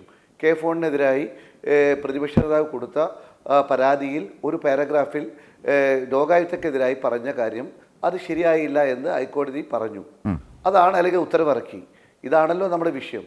ഞാൻ പറയുന്നത്, ഞാൻ അതിന് മറുപടി പറഞ്ഞു. രണ്ടാമത് എനിക്ക് പറയാനുള്ളത് ഈ കെ-ഫോണിനെ കുറിച്ച്. കെ-ഫോണിൽ നമ്മൾക്ക് എല്ലാവർക്കും പറയാം 6 മാസമായി ഉദ്ഘാടനം കഴിഞ്ഞിട്ട് അത് 7 ലക്ഷത്തിലെത്തിയോ? 14,000 കുടുംബങ്ങൾക്ക് സൗജന്യമായി കൊടുക്കുമെന്ന് പറഞ്ഞു. എത്ര പേർക്ക് കൊടുത്തു? പകുതി പോലും കൊടുത്തില്ലല്ലോ. പൊതുവിദ്യാലയങ്ങളെക്കുറിച്ച് പറഞ്ഞു. BPL കളക്ഷനിൽ കൊടുക്കുന്നതിൽ 5,300 14,000-ൽ 5,300 കൊടുത്തുള്ളൂ. സർക്കാർ ഓഫീസുകളിൽ 30,000 ഓഫീസുകൾ കൊടുക്കാമെന്ന് പറഞ്ഞു. 10,000 പോലും ആയില്ലല്ലോ, 1/3 പോലും ആയില്ലല്ലോ. BPL കണക്ഷൻ ഒഴിവാക്കിയ 13,957 സ്കൂളുകളിൽ ഒരു വർഷമായി കുട്ടികൾക്ക് നെറ്റ് ഉപയോഗിക്കാൻ കഴിയുന്നില്ല. അതിന് ഉത്തരവാദിത്തം ആർക്കാണ്? 7,700 സ്കൂളുകളിൽ കൊടുത്തു എന്നാണ് സർക്കാർ വിവരാവകാശ നിയമം പ്രകാരം പറഞ്ഞിട്ടുള്ളത്. 4,752 സ്കൂളുകളിൽ ഇനിയും ബാക്കിയാണ്. ഗാർഹിക മേഖലകളിൽ 10,000-കണക്കിന് ആളുകൾക്ക് ഞങ്ങൾ പണം കൊടുക്കാമെന്ന് പറഞ്ഞു. കൊടുത്തത് എനിക്ക് കിട്ടിയ കണക്ക് പ്രകാരം 796 പേർക്കാണ്. ഇത്രയും കാര്യങ്ങളാണ് ഇതുമായി ബന്ധപ്പെട്ട് എനിക്ക് പറയാനുള്ളത്. പിന്നെ നിങ്ങൾ എന്താണ് ഇതൊരു ബദലാണെന്ന് പറയുന്നത്? ഇത് BSNL നിന്നും നിങ്ങൾ കണക്ഷൻ കൊടുക്കുന്നതിൻ്റെ നിങ്ങൾ ഇത് കേരള വിഷനിലൂടെ അവിടെ കേബിളിലൂടെ കൊടുക്കാനുള്ള സംവിധാനം. BSNL കൊടുക്കുന്ന ബില്ല് 250 രൂപയാണ്, നിങ്ങൾ കൊടുക്കുന്നത് 350 രൂപയാണ്. ആ 100 രൂപ എടുത്ത് നിങ്ങൾ പറയുന്നു ഞങ്ങൾ പാവപ്പെട്ടവർക്ക് കൊടുക്കുന്നു. ഇതാണ് നിങ്ങളുടെ ബദൽ പരിപാടി. അത് അത്തരത്തിലുള്ള പരിപാടി ഒരു ഭാഗത്ത് നിൽക്കുമ്പോൾ 1000 കോടി രൂപയുടെ പദ്ധതി ടെൻഡറില്ലാതെ കൊടുത്തു. ആ കൊടുത്തത് ഈ 2 കള്ളക്കമ്പനി, മുഖ്യമന്ത്രിയുടെ മകൻ്റെ അമ്മായിയപ്പൻ ഉൾപ്പെടെയുള്ള പ്രസാദിയേക്കും SRITക്കും കൊടുത്തു. ഈ 1000 കോടി 1500 ആക്കിയത് മുഖ്യമന്ത്രിയുടെ പ്രിയപ്പെട്ട അഴിമതിയുടെ പ്രിയങ്കരനായ കൂട്ടുകാരനായ ശിവശങ്കരൻ നേരിട്ട് ഇടപെട്ടുകൊണ്ടാണ്. ഇതാണ് ഞങ്ങൾ ഹൈക്കോടതിയിൽ കൊടുത്തത്. പ്രിയപ്പെട്ട എന്നിട്ട് സർക്കാരിന് ഒരു നോട്ടീസ് പോലും അയച്ചില്ലല്ലോ.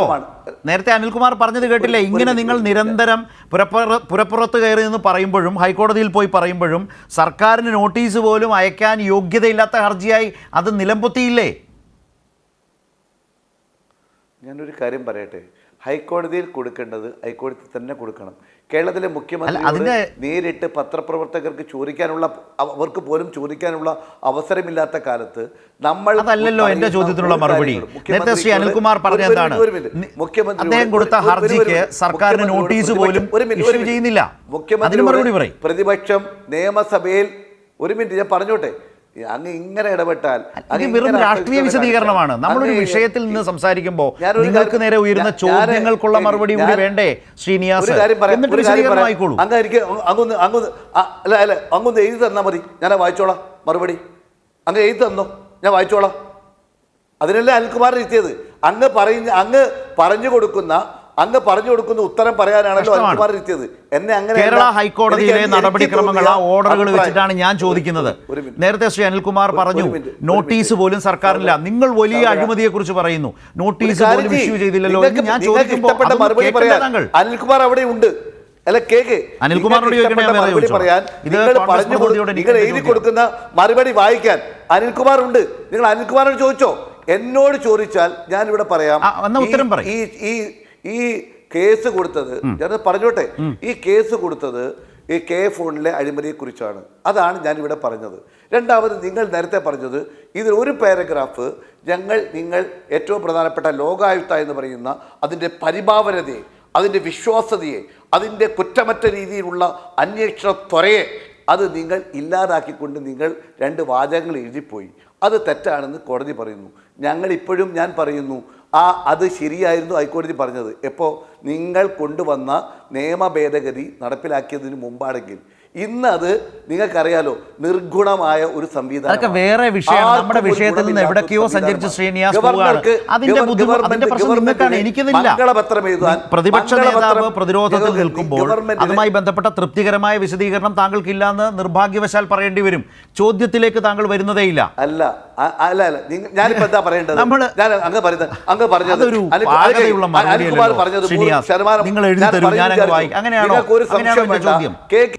ഒരു മിനിറ്റ്.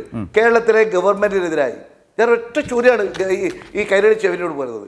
ഞാനൊരു കാര്യം നേരത്തെ അനിൽകുമാർ ചോദിച്ചു, കൈരളി ചോദിക്കാം. ഹൈക്കോടതി പറയുന്ന വാക്കാലും രേഖാമൂലമായ കാര്യങ്ങൾ അത് എതിരായി ആർക്കെതിരായാണോ പറയുന്നത്, അവര് തലയിൽ മുണ്ടിട്ട് പോകണം എന്നാണ് തീരുമാനിക്കുന്നതെങ്കിൽ അങ്ങനെ പറ, കൈരളി പറ. ഞാൻ പറയാം ഏതെല്ലാം കേസിൽ കോടതി ഗവൺമെന്റിനെതിരായി പറഞ്ഞു. അതൊക്കെ നിങ്ങൾക്ക് തലയിൽ മുണ്ടിട്ട് നടക്കണമെന്നാണോ നിങ്ങൾ പറഞ്ഞത്? ഇപ്പോൾ പറഞ്ഞാൽ കേൾക്കും, വിചാരിക്കും ഇത് കേരളത്തിലെ പ്രതിപക്ഷ നേതാവിന് എന്തോ അബദ്ധം സംഭവിച്ചിരിക്കുന്നു, എന്തോ ബുദ്ധിമുട്ട് സംഭവിച്ചിരിക്കുന്നു.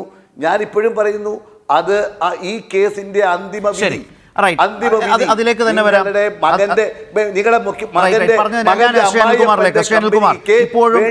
അദ്ദേഹം അത് വിശദീകരിക്കുന്ന ഒരു രീതി, ഈ വിശദീകരിക്കുന്ന രീതി താങ്കളുടെ മുമ്പിലുണ്ട്. ഞാൻ കൂടുതലായി അതേക്കുറിച്ച് ഒന്നും പറയേണ്ടതില്ല.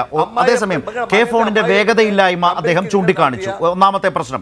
2, ലോകായുക്തയുമായി ബന്ധപ്പെട്ട ഇപ്പോഴും അദ്ദേഹം ആവർത്തിക്കുന്ന കോൺഗ്രസിൻ്റെ ഒരു രാഷ്ട്രീയ നിലപാടാണ്. പക്ഷേ കോടതിയിൽ സംഭവിച്ചത് മറ്റൊന്നാണ്. ലോകായുക്ത ഇതിൽ എങ്ങനെ ഇടം പിടിച്ചു? ലോകായുക്തയിൽ താങ്കൾ പറഞ്ഞ പോലെ പ്രതിപക്ഷ നേതാവോ ആരും പരാതി കൊടുക്കാതിരുന്നിട്ടും ഈ ഹർജിയിൽ എന്തുകൊണ്ട് ലോകായുക്ത കടന്നു വന്നു? അത് കോടതി നിരാകരിച്ചു. പ്രതിപക്ഷ നേതാവ് എന്ന നിലയിൽ വി ഡി സതീശൻ പ്രശ്നങ്ങളെ സമീപിക്കുന്ന രീതിയിലെ അപാകതയുടെ പ്രതിഫലനം ഈ തിരിച്ചടികളിൽ കാണാനുണ്ടോ?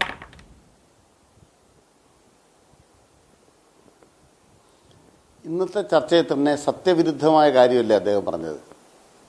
ഒന്നാമത്തെ കാര്യം, മുഖ്യമന്ത്രിയുടെ മകൻ്റെ അമ്മായിയച്ഛന് പ്രസാദിയ എന്നൊരു കമ്പനിക്ക് ബന്ധമുണ്ട് എന്നിവർ ചർച്ച പറഞ്ഞാൽ ബന്ധം ഉണ്ടാവുമോ?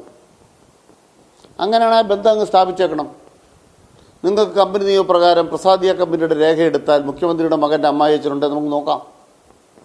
എത്ര മാസമായി നിങ്ങൾ പറഞ്ഞുകൊണ്ടിരിക്കുന്നു, ഇതുവരെ എൻ്റെ അകത്ത് പറഞ്ഞില്ലല്ലോ. രണ്ടാമത്തെ കാര്യം എന്താണ്, 2016 ടെൻഡർ വിളിച്ച് 2017 അവാർഡ് ചെയ്ത കെ-ഫോൺ ടെൻഡറിൽ പ്രസാദിയ കമ്പനിക്ക് ബന്ധമുണ്ടോ? പ്രസാദിയ കമ്പനിക്ക് ആരും ടെൻഡർ കൊടുത്തിട്ടില്ല. ഞാൻ ഈ ചർച്ച പറഞ്ഞു, BHEL എന്ന് പറയുന്ന കേന്ദ്ര പൊതുമേഖലാ സ്ഥാപനം, റെയിൽടെൽ എന്ന് പറയുന്ന പൊതുമേഖലാ സ്ഥാപനം, അവരല്ലേ ടെൻഡർ പിടിച്ചത്? അവരുടെ കൺസോർഷ്യല്ലേ ടെൻഡർ പിടിച്ചത്? അത് ലോവസ്റ്റ് ടെൻഡർ ആയിരുന്നില്ലേ? ആ ലോവസ്റ്റ് ടെൻഡറിനോടൊപ്പം 7 കൊല്ലക്കാലത്തെ AMC കൂടെ കൂട്ടിയിട്ടാണ് ഒരുമിച്ച് തുക കണക്കാക്കി കുറച്ചുകൊണ്ടാണ് ഇവർക്ക് കൊടുത്തതെന്ന് ഞാൻ ഈ ചർച്ച പറഞ്ഞില്ലേ? ഇത്രയും കാര്യം പറഞ്ഞിട്ടും അതിൻ്റെ വസ്തുതയിലേക്ക് അങ്ങ് പോയില്ലല്ലോ, കോൺഗ്രസിൻ്റെ പ്രതിനിധി പോയില്ലല്ലോ. ഞാൻ ഈ പറഞ്ഞ തെറ്റാണ്, നിങ്ങൾക്ക് സമർത്ഥിക്കാൻ. ഞാൻ പറഞ്ഞ കളവാണ്. നിങ്ങൾ നേരെ മുഖ്യമന്ത്രിയുടെ മകൻ്റെ അമ്മായിയച്ഛനിലേക്ക് പോയി. ആ മകൻ്റെ അമ്മായിയച്ഛൻ ഒരു ടെൻഡറിലും പങ്കെടുത്തിട്ടില്ല. അവർക്ക് അദ്ദേഹത്തിന് മറ്റേ പ്രസാദിയായിട്ട് ബന്ധമില്ല, പ്രസാദിയ ടെൻഡർ പിടിച്ചിട്ടുമില്ല. ഇനി AI ക്യാമറയിലും പ്രസാദിയ ടെൻഡർ പിടിച്ചിട്ടില്ലെന്ന്. AI ക്യാമറ പ്രസാദിയ ടെൻഡറേ പിടിച്ചിട്ടില്ല. അതുകൊണ്ട് നിങ്ങൾ പ്രസാദിയ എന്ന് മന്ത്രം ജപിച്ചുകൊണ്ടിരുന്നാൽ അത് മുഖ്യമന്ത്രിക്ക് നേരെ കൊള്ളത്തില്ലാത്തതിന് കാരണം മുഖ്യമന്ത്രിയുടെ മകൻ്റെ അമ്മായിയച്ഛന് ബന്ധമില്ലാത്ത കമ്പനി. അത് 2 ബന്ധമുണ്ടെന്ന് നിങ്ങൾ വ്യാജമായിട്ട് ആരോപിക്കുന്നതാണ്. 3, ഈ പ്രസാദിയ തന്നെ ഒരു കരാറിലും ഇല്ലെന്ന്, ടെൻഡർ പിടിച്ച കൂട്ടത്തിലില്ലെന്ന്. 4ാമത്തെ കാര്യം ഞാൻ ചോദിച്ചല്ലോ, ഈ ടെൻഡർ കിട്ടാത്തവർ പരാതിപ്പെടണ്ടേ? ടെൻഡർ കുഴപ്പമുണ്ടെങ്കിൽ നേരത്തെ പറഞ്ഞ പോയിന്റ്, നിങ്ങൾ പറഞ്ഞ കുഴപ്പം ടെൻഡറിലുണ്ട്, ടെൻഡർ കിട്ടാത്തവർ പരാതിപ്പെടണം. ഒരു കമ്പനിയെ കൊണ്ട് നിങ്ങൾ പരാതി കൊടുപ്പിച്ചില്ലല്ലോ. അപ്പോൾ എന്താ നിങ്ങൾ പറയുന്നത്? 2ാമത്തെ കാര്യമാണ് ലോകായുക്ത. അഴിമതി നിരോധന നിയമപ്രകാരം ലോകായുക്ത പരാതി കൊടുക്കാം. ആരാണ്? കെ-ഫോൺ എന്ന് പറയുന്ന സർക്കാർ സ്ഥാപനമാണ്. ടെൻഡറിന് കീഴിൽ വരുമോ? വരും. ലോകായുക്തയുടെ കീഴിൽ വരുമോ? വരും. നിങ്ങൾ ചർച്ച പങ്കെടുത്തപ്പോൾ കോൺഗ്രസ് പ്രതിനിധി പറഞ്ഞു ടെൻഡർ ഇല്ലാതെ കൊടുത്തു. ടെൻഡർ ഉണ്ടെന്ന്, AMCയുടെ കാര്യത്തിലും ടെൻഡർ ഉണ്ടെന്ന്. 2ാമത്തെ കാര്യം, ഈ ലോകായുക്തയ്ക്ക് പരാതി കൊടുക്കാം. ഒരു പരാതി കൊടുത്തോ? പരാതി കൊടുത്തിട്ട് ലോകായുക്ത പരാതി തള്ളിയാൽ വേണമെങ്കിൽ ഇവിടെ കൊടുത്തോ? ഒരു പരാതിയും കൊടുക്കുന്നില്ല. വഴിയെ പോയ ലോകായുക്തയുടെ പേരിൽ മുൻകൂർ എഴുതി വെച്ചിരിക്കുകയാണ്. സത്യത്തിൽ പ്രതിപക്ഷ നേതാവാണോ എഴുതിയത്? ലോകായുക്ത പോയി കേസ് നടത്തി തോറ്റുപോയ വക്കീലാണോ എഴുതി വെച്ചതെന്ന് ആലോചിക്കണം. രണ്ടും ഒരു വക്കീലായിരുന്നു. ആ ലോകായുക്ത ഇദ്ദേഹത്തെ ഇവിടെ നിന്ന് ഇറക്കി വിട്ടതാണ്. അതുപോലെ ലോകായുക്ത വക്കീലിനോടും ആ കക്ഷിയോടും പറഞ്ഞു എന്തെല്ലാം ലോകായുക്തയ്ക്ക് പറയേണ്ടി വന്നത്. പിന്നെ ഇവിടെ ചില ആളുകൾ പറഞ്ഞു ലോകായുക്തയുടെ ചിറകരിഞ്ഞു. സത്യമല്ല കേട്ടോ. ഇന്ത്യ രാജ്യത്തെ ലോകായുക്ത നിയമത്തിൽ പ്രധാനമന്ത്രി അതിൻ്റെ അകത്ത് വരുന്നില്ല. പക്ഷേ കേരളത്തിൻ്റെ ലോകായുക്ത നിയമത്തിൽ മുഖ്യമന്ത്രി വരും. പക്ഷെ മുഖ്യമന്ത്രിക്കെതിരായിട്ട് ഏതെങ്കിലും ഒരു കടലാസ് എഴുതി വെച്ചാൽ ഉടനെ മുഖ്യമന്ത്രി രാജിവെക്കണം എന്നുള്ള പൊസിഷനല്ല, അത് നിയമസഭയുടെ മുന്നിൽ വരും. നിയമസഭ ചർച്ച ചെയ്യാവുന്നേ. ഞങ്ങളുടെ തൻ്റെ ഇടം അതാന്നേ. അതുപോലെ മന്ത്രിമാർക്കെതിരായിട്ടാണെങ്കിൽ അതിൻ്റെ അപ്പലേറ്റ് അതോറിറ്റി മുഖ്യമന്ത്രിയാണ്. അതിന് കാരണം എന്താണെന്ന് വെച്ചാൽ മുഖ്യമന്ത്രിയാണ് അപ്പോയിൻറ്റിങ് ചെയ്യുന്നത്. അത് ഗവർണർ വെച്ചിരുന്നത് ഗവർണർക്ക് പകരം നിയമസഭയാക്കി മാറ്റി. അത്രേ നമ്മൾ ചെയ്തിട്ടുള്ളൂ. ഗവർണർ എന്ന് പറയുന്ന ആരിഫ് മുഹമ്മദ് ഖാനെ പോലെ ഉള്ള ആളുകളൊക്കെ തന്നെ ഇതിൻ്റെ അപ്പലേറ്റ് അധികാരം വെച്ച് കഴിഞ്ഞാൽ പിന്നെന്താ സംഭവിക്കുക? അവർ ദുരുപയോഗം ചെയ്യും. അതുകൊണ്ട് നിയമസഭയ്ക്ക് അധികാരം വെച്ചു. നമുക്ക് ജനാധിപത്യമല്ലേ. ഞങ്ങളുടെ ഈ കേരളത്തിലെ LDF സർക്കാരിലെ ഏതെങ്കിലും മന്ത്രിയെക്കുറിച്ച് ഇതുവരെ ആരോപണമുണ്ടോ? അഴിമതി ആരോപണമുണ്ടോ? നിങ്ങൾ ഈ വ്യാജമായിട്ടുണ്ടാക്കുന്നതല്ലാതെ. അതുകൊണ്ട് ഞങ്ങൾ പറയാൻ ആഗ്രഹിക്കുന്നത് ഈ സർക്കാരിൽ ഒരു മന്ത്രി അഴിമതി കാണിച്ചിട്ടില്ല. രണ്ടാമത്തെ കാര്യം, ഈ സർക്കാർ എന്ന് പറയുന്നത് അഴിമതിരഹിതമാണെന്ന് മാത്രമല്ല ഒരു വ്യവഹാരത്തിന് മുന്നിലും തെറ്റായിട്ടൊന്നും ചെയ്തു എന്ന് ചൂണ്ടിക്കാണിക്കാനാവാത്ത വിധം വിശുദ്ധമാണ് ഈ സർക്കാർ. അതുകൊണ്ടാണ് നിങ്ങൾ തോറ്റുകൊണ്ടിരിക്കുന്നത്. പക്ഷേ നിങ്ങൾക്ക് മാധ്യമങ്ങൾ ധാരാളം പിന്തുണ കൊടുക്കുന്നുണ്ട്. നിങ്ങളുടെ അഴിമതി ആരോപണമൊക്കെ പബ്ലിസിറ്റി ആയിട്ട് വരും. അത് എല്ലാ ദിവസവും പറഞ്ഞു കൊടുക്കുമ്പോൾ ഞങ്ങൾ തിരിച്ചു ചോദിക്കും അങ്ങനെയാണ് നിങ്ങളെന്താ കേസ് കൊടുക്കാത്തത്? അങ്ങനെ ഞങ്ങളത് ഉന്തിത്തള്ളിയാണ് ഹൈക്കോടതിയിലേക്ക് സതീശനെ വിട്ടത്. സതീശനെ ഉന്തിത്തള്ളി ഹൈക്കോടതിയിലേക്ക് വിട്ടു. ഇനി ഈ ദുരാരോപണം പറഞ്ഞിട്ട് മുന്നോട്ട് പോകാനാവാത്ത വിധം കോർണർ ചെയ്യപ്പെട്ടപ്പോൾ ഗതികെട്ട് സതീശൻ ഹൈക്കോടതി പോയതാണ്. ഗതികെട്ട് പോയപ്പോൾ ആവശ്യമുള്ളത് വാങ്ങിച്ചുകൊണ്ട് പോന്നിരിക്കുകയാണ്. അതുകൊണ്ട് ഈ കേസിൻ്റെ അവസാനം എന്ത് നടക്കും എന്നോർത്തൊന്നും ആരും വലിയ കളത്തിൽ വെള്ളം വെക്കേണ്ട കാര്യമില്ല. പൊളിഞ്ഞു പാളീസായി. നിങ്ങളെ ഉയർത്തിയിരുന്ന എല്ലാ വ്യാജങ്ങളും സ്വർണ്ണക്കള്ളക്കടത്ത് പോലെ, ഖുർആന്റെ മറവിലെ കള്ളക്കടത്ത് പോലെ, ഈന്തപ്പഴത്തിന്റെ മറവിലെ കള്ളക്കടത്ത് പോലെ ഇപ്പോൾ ആ കരുവന്നൂരിന്റെ പേരിലാണ് കള്ളക്കഥ ഉണ്ടാക്കുന്നത്. ഞാൻ ഒറ്റ കാര്യം അതിനെക്കുറിച്ച് പറയുന്നുള്ളൂ. ഇന്നലെ കേട്ടല്ലോ കരുവന്നൂർ. ഞാൻ കോൺഗ്രസിൻ്റെ പ്രതിനിധിയോട് പറയുന്നത്, കമ്മ്യൂണിസ്റ്റ് പാർട്ടിക്ക് CPM-ന് കരുവന്നൂരിൽ തെറ്റായ അക്കൗണ്ട് ഉണ്ടെങ്കിൽ നിങ്ങളെ അതൊക്കെ പിടിച്ചപ്പോൾ ED എന്തിനാ ഈ കോടതിയിൽ എഴുതി കൊടുത്ത് പത്രത്തിൽ വാർത്ത വരുന്നത്? നിങ്ങളത് കണ്ടുകെട്ടണം. കമ്മ്യൂണിസ്റ്റ് പാർട്ടിക്ക് അവിടെ അക്കൗണ്ട് ഉണ്ടെങ്കിൽ ആ പൈസ കണ്ടുകെട്ടിയാൽ പോരെ? പുളിക്കും. എന്താ പൈസ കണ്ടുകെട്ടാത്തത്? അങ്ങനത്തെ പൈസ ഇല്ല അവിടെ. നിങ്ങൾ ഞങ്ങളുടെ നേതാക്കന്മാരെ കുറിച്ച് കുറേ വ്യാജങ്ങൾ ഉണ്ടാക്കാൻ ഒരു ED ഉണ്ട്, കുറേ പ്രതിപക്ഷമുണ്ട്, കുറേ മാധ്യമങ്ങളുണ്ട്. അതൊക്കെ എല്ലാ കാലത്തും വെളുക്കുവോളം കക്കാൻ പറ്റില്ല. സതീശനോട് പറയുന്നതാണ്, വെളുക്കുവോളം കക്കാൻ പറ്റില്ല. ചെന്നിത്തലയായിട്ടും സതീശനായിട്ടും അഴിമതി ആരോപണം ഉന്നയിച്ച് കേരളത്തിലെ LDF സർക്കാരിനെ ദുരാരോപണത്തിൻ്റെ മുന്നിൽ നിർത്തിക്കൊണ്ടിരുന്നു മാധ്യമത്തിലൂടെ. വെളുക്കുവോളം കേൾക്കാനാവില്ല. നേരം വെളുത്തതിൻ്റെ സൂചനയാണ് ഈ ഹൈക്കോടതിയുടെ ഉത്തരവ്. ഇവിടെ നേരത്തെ ശ്രീ ജേക്കബ് ജോർജ് പറഞ്ഞ പോലെ തന്നെയാണ്, തിടുക്കത്തിൽ ഹൈക്കോടതിയിലേക്ക് പോകുന്ന ഒരു നടപടി അദ്ദേഹം സ്വീകരിക്കരുതായിരുന്നു എന്ന് താങ്കൾ പറഞ്ഞൊരു വാദം ഏറെക്കുറെ ശരിവെക്കുന്ന വിധത്തിലേക്കുള്ളൊരു രാഷ്ട്രീയ വിശദീകരണമാണ് LDFിൻ്റെ ഭാഗത്ത് നിന്ന് ഇപ്പോൾ ശ്രീ അനിൽകുമാർ സൂചിപ്പിച്ചത്. പ്രതിപക്ഷ നേതാവ് എന്നൊരു പദവിയിലാണ് ഇരിക്കുന്നത്. UDFിൻ്റെ ചെയർമാനാണ് അദ്ദേഹം. നേരത്തെ MLA എന്ന നിലയിൽ അദ്ദേഹത്തിൻ്റെ മികവിനെ, അതുകൊണ്ടൊക്കെ തന്നെയല്ലേ അദ്ദേഹം പ്രതിപക്ഷ നേതാവായപ്പോൾ ഒരു ക്രിയാത്മക പ്രതിപക്ഷം എന്ന നിലയിലേക്കൊക്കെയുള്ള വലിയ പിന്തുണ എല്ലാ കോണിൽ നിന്നും അദ്ദേഹത്തിന് ലഭിക്കുകയുണ്ടായി. പക്ഷേ ആ പദവിയിലിരുന്ന് അദ്ദേഹം പ്രവർത്തിക്കുമ്പോൾ പലപ്പോഴും കാട്ടിയിട്ടുള്ള അസഹിഷ്ണുതയുടെ പ്രശ്നം, ഉദാഹരണത്തിന് മാധ്യമങ്ങളെ തന്നെ അറിയാം, മാധ്യമങ്ങളോട് കയർക്കുക, മര്യാദയ്ക്ക് ഇരുന്നു കൊള്ളണം എന്ന് പറയുന്ന നിലയിലേക്ക് വാർത്താ സമ്മേളനങ്ങളിൽ പെരുമാറുന്ന അവസ്ഥ. ഒന്നും വേണ്ട, പുതുപ്പള്ളിയിലെ ജയത്തിൻ്റെ അന്ന് മൈക്കുമായി ബന്ധപ്പെട്ട് കെ സുധാകരനുമായിട്ടുണ്ടായ ഒരു പിടിവലി അദ്ദേഹത്തെ പോലെ ആ പദവിയിലിരിക്കുന്ന ഒരു സാഹചര്യത്തിൽ അദ്ദേഹത്തിന് ചേർന്നതാണോ എന്നൊരു ചിന്ത നമ്മുടെ സമൂഹത്തിലുണ്ട്. അപ്പോൾ മറുഭാഗത്ത് ബഹിഷ്കരണം, ഏത് പ്രധാനപ്പെട്ട കാര്യങ്ങളെയും ബഹിഷ്കരിച്ച് മുന്നോട്ട് പോവുക, ഈ തരത്തിൽ അദ്ദേഹം എടുക്കുന്നൊരു ശൈലി ഇപ്പോൾ കോടതിയിൽ നിന്ന് മറ്റൊരാൾക്കും ഇതുവരെ ഉണ്ടാകാത്ത വിധം സമാനതകളില്ലാത്ത തിരിച്ചടി നേരിടുന്നു. അദ്ദേഹം ആ പദവിയിൽ ഇരുന്നു കൊണ്ട് കാര്യങ്ങളെ സമീപിക്കുമ്പോൾ, നിലപാട് സ്വീകരിക്കുമ്പോൾ കുറെ കൂടി ജാഗ്രത കാട്ടേണ്ടതുണ്ട് എന്ന് തോന്നുന്നുണ്ടോ താങ്കൾക്ക്? ജാഗ്രത കാട്ടേണ്ടതുണ്ടോ? അത് വല്ലാത്ത ചോദ്യമാണ് ശരത്തെ. ഞാനതിന് മറുപടി പറയാൻ ഉദ്ദേശിക്കുന്നില്ല. നമ്മൾക്ക് രാഷ്ട്രീയക്കാരെയൊന്നും പഠിപ്പിക്കേണ്ട കാര്യമില്ല.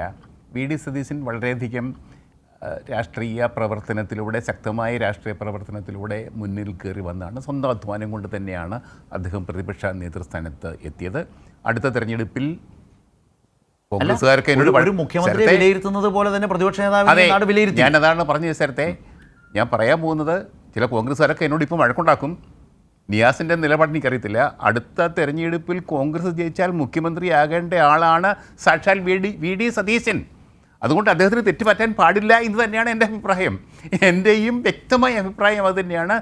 സതീശനെ ഏറ്റ പരിഹാസം എന്ന് അദ്ദേഹം തന്നെ വിശേഷിപ്പിച്ചു. അതൊരിക്കലും അദ്ദേഹം ഏൽക്കേണ്ടതായിരുന്നു. അദ്ദേഹത്തിന് എത്രയോ പേര് യൂത്ത് കോൺഗ്രസ്സുകാർ, നല്ല മിടുക്കന്മാർ പിള്ളേരുണ്ട് കോൺഗ്രസ്സിൽ, നല്ല മിടുക്കന്മാർ യൂത്ത് കോൺഗ്രസ്സുകാരില്ലേ. കോൺഗ്രസ്സിനകത്ത് തന്നെ എത്രയോ ചെറുപ്പക്കാരുണ്ട്. അവരെ കൊണ്ടൊക്കെ കൊടുപ്പിച്ചാൽ പോരായിരുന്നോ? അവരൊക്കെ ഏറ്റുവാങ്ങട്ടെ, അവരെ ഏൽക്കാതിരിക്കും. ഞാനൊന്ന് പറയട്ടെ. ഇപ്പം നമ്മൾ ഈ പറഞ്ഞു വരുന്നത് SRITL എന്ന കമ്പനി ഇതിനകത്തുണ്ട്. എനിക്ക് തോന്നുന്നു നിയാസെ, പിണറായി വിജയൻ്റെ, കേരളത്തിൻ്റെ മുഖ്യമന്ത്രി പിണറായി വിജയൻ്റെ അമ്മായി മകൻ്റെ, അവരാരും അനിൽകുമാർ എന്തോ കൈയുയർത്തുന്നുണ്ട്. അനിൽകുമാറെ പറയാനില്ലേ, അതിൻ്റെ അകത്ത് മുഖ്യമന്ത്രിയുടെ ബന്ധുക്കൾ ആരെങ്കിലും ഉണ്ടെന്ന് എനിക്ക് തോന്നുന്നില്ല. SRITL വളരെ അങ്ങ് പറയുമ്പോൾ എനിക്കൊരു വിയോജിപ്പ് എന്നാണെന്നറിയോ? അല്ല, പറഞ്ഞോളൂ. അത് അങ്ങയോട് തന്നെ പറയുന്നത് സാറേ. ഞാൻ പറയുന്ന ഒറ്റ കാര്യമുള്ളൂ. പ്രതിപക്ഷ നേതാവല്ലാതെ വേറൊരാൾ കൊണ്ട് കൊടുത്താൽ ഈ കേസിൽ എന്ത് പോയിന്റാണ് മാറ്റാനുള്ളത്? അല്ല, പരിഹാസം ഏറ്റ് വാങ്ങേണ്ടതില്ല. പ്രതിപക്ഷ നേതാവല്ല, വേറൊരാൾ കൊണ്ട് ഉള്ളടക്കത്തിൽ മാറ്റമില്ലല്ലോ. ഞാൻ പറയുന്നത്, അനിൽകുമാർ, ഞാൻ പറഞ്ഞത് പ്രതിപക്ഷ നേതാവിന്റെ ആ സ്ഥാനം വളരെ വിലപ്പെട്ടതാണ്. അടുത്ത മുഖ്യമന്ത്രിയാകേണ്ട ആളാണ് VD സതീശൻ എന്നാണ് പറഞ്ഞത്. അദ്ദേഹം അതിന് നിന്നു കൊടുക്കരുതായിരുന്നു. അദ്ദേഹം വേറെ ഒരു പരിഹാസം, അദ്ദേഹം തന്നെ പറയുന്ന ഒരു പരിഹസിക്കപ്പെട്ടു. നുണ പറയുകയാണ്. ഞാൻ പറയട്ടെ സാർ, അവിടെയാണ് എന്റെ തർക്കം. ഞാൻ പറയുന്നത് വേറെ വിഷയമാണ്. ഒരു ചാനലിനകത്ത് വന്ന് അദ്ദേഹം പറയുന്ന നുണകളാണ് കോടതിയിൽ എഴുതി കൊടുത്തത്. ഇടപെടുകയല്ല. നമ്മളൊരു കേസ് ചാനലിനകത്ത് പത്രസമ്മേളനത്തിൽ അദ്ദേഹം പറയുന്ന നുണകളാണ് കോടതിയിൽ എഴുതി കൊടുത്തത്. അനിൽകുമാർ, ഒരു കേസ് നിങ്ങൾക്ക് ചാനലിൽ കൂടെ നുണ പറയാം, കേസ് കൊടുക്കരുത്. അത് സാറിന്റെ വാദം അതാണ്. നിങ്ങൾ ചാനലിൽ കൂടെ നുണ പറഞ്ഞോ, കോടതി കൊടുക്കരുത്. ചാനലിൽ കൂടെ നുണ പറഞ്ഞോ, കോടതി കൊടുക്കരുത്. എല്ലാ കാര്യവും VD സതീശൻ ഇങ്ങനത്തെ ചർച്ചകളിലൊന്നും പങ്കെടുക്കാറില്ലല്ലോ. അദ്ദേഹത്തിൽ നിന്നത് പ്രതീക്ഷിക്കുന്നില്ല. അദ്ദേഹത്തിന് ഇഷ്ടംപോലെ പ്രവർത്തകരുണ്ട്. വക്താക്കളുണ്ട് കോൺഗ്രസ് പാർട്ടിക്ക്. അല്ല, അവരാണല്ലോ സമ്മേളനത്തിൽ പറഞ്ഞ കാര്യങ്ങൾ അതൊക്കെ. അല്ല, വാർത്താ സമ്മേളനങ്ങളിലൂടെയാണ് ഇതിനെ രാഷ്ട്രീയ വിവാദമാക്കി നിലനിർത്തിയത്. അതാണ് അദ്ദേഹം പറഞ്ഞത്. ചാനൽ ചർച്ചകൾ വരുന്നില്ല, കാരണം അദ്ദേഹം പ്രതിപക്ഷ നേതാവാണല്ലോ. അതെ, അതെ. പക്ഷേ വാർത്താ സമ്മേളനങ്ങളിലൂടെ മാധ്യമ പിന്തുണയോടെ ഈ രാഷ്ട്രീയ വിവാദത്തെ നിരന്തരം നിലനിർത്തി. അവിടെയാണ് നിങ്ങൾ കോടതിയിൽ പോയി വിവാദത്തെ തെളിയിക്കൂ, അല്ലെങ്കിൽ ഇതിലെ അഴിമതി ഉണ്ട് എങ്കിൽ അത് നിയമപരമായി തർക്കിക്കൂ എന്ന് നിരന്തരം പറഞ്ഞതിനെക്കുറിച്ച് ശ്രീ അനിൽകുമാർ സൂചിപ്പിച്ചത് ശ്രീ ജേക്കബ് ജോർജ്. പക്ഷേ അവിടെയാണ് അദ്ദേഹത്തിന് പാളിപ്പോയത്. ആർക്ക്? പ്രതിപക്ഷ നേതാവിന് പാളിയത്. കോടതിയിൽ നിന്ന് വലിയ തോതിലുള്ള തിരിച്ചടി ഉണ്ടായി. ശ്രീ ജേക്കബ് ജോർജ്. ശരത്തെ, നിയാസ് പറഞ്ഞു SRITLൻ്റെ കാര്യം.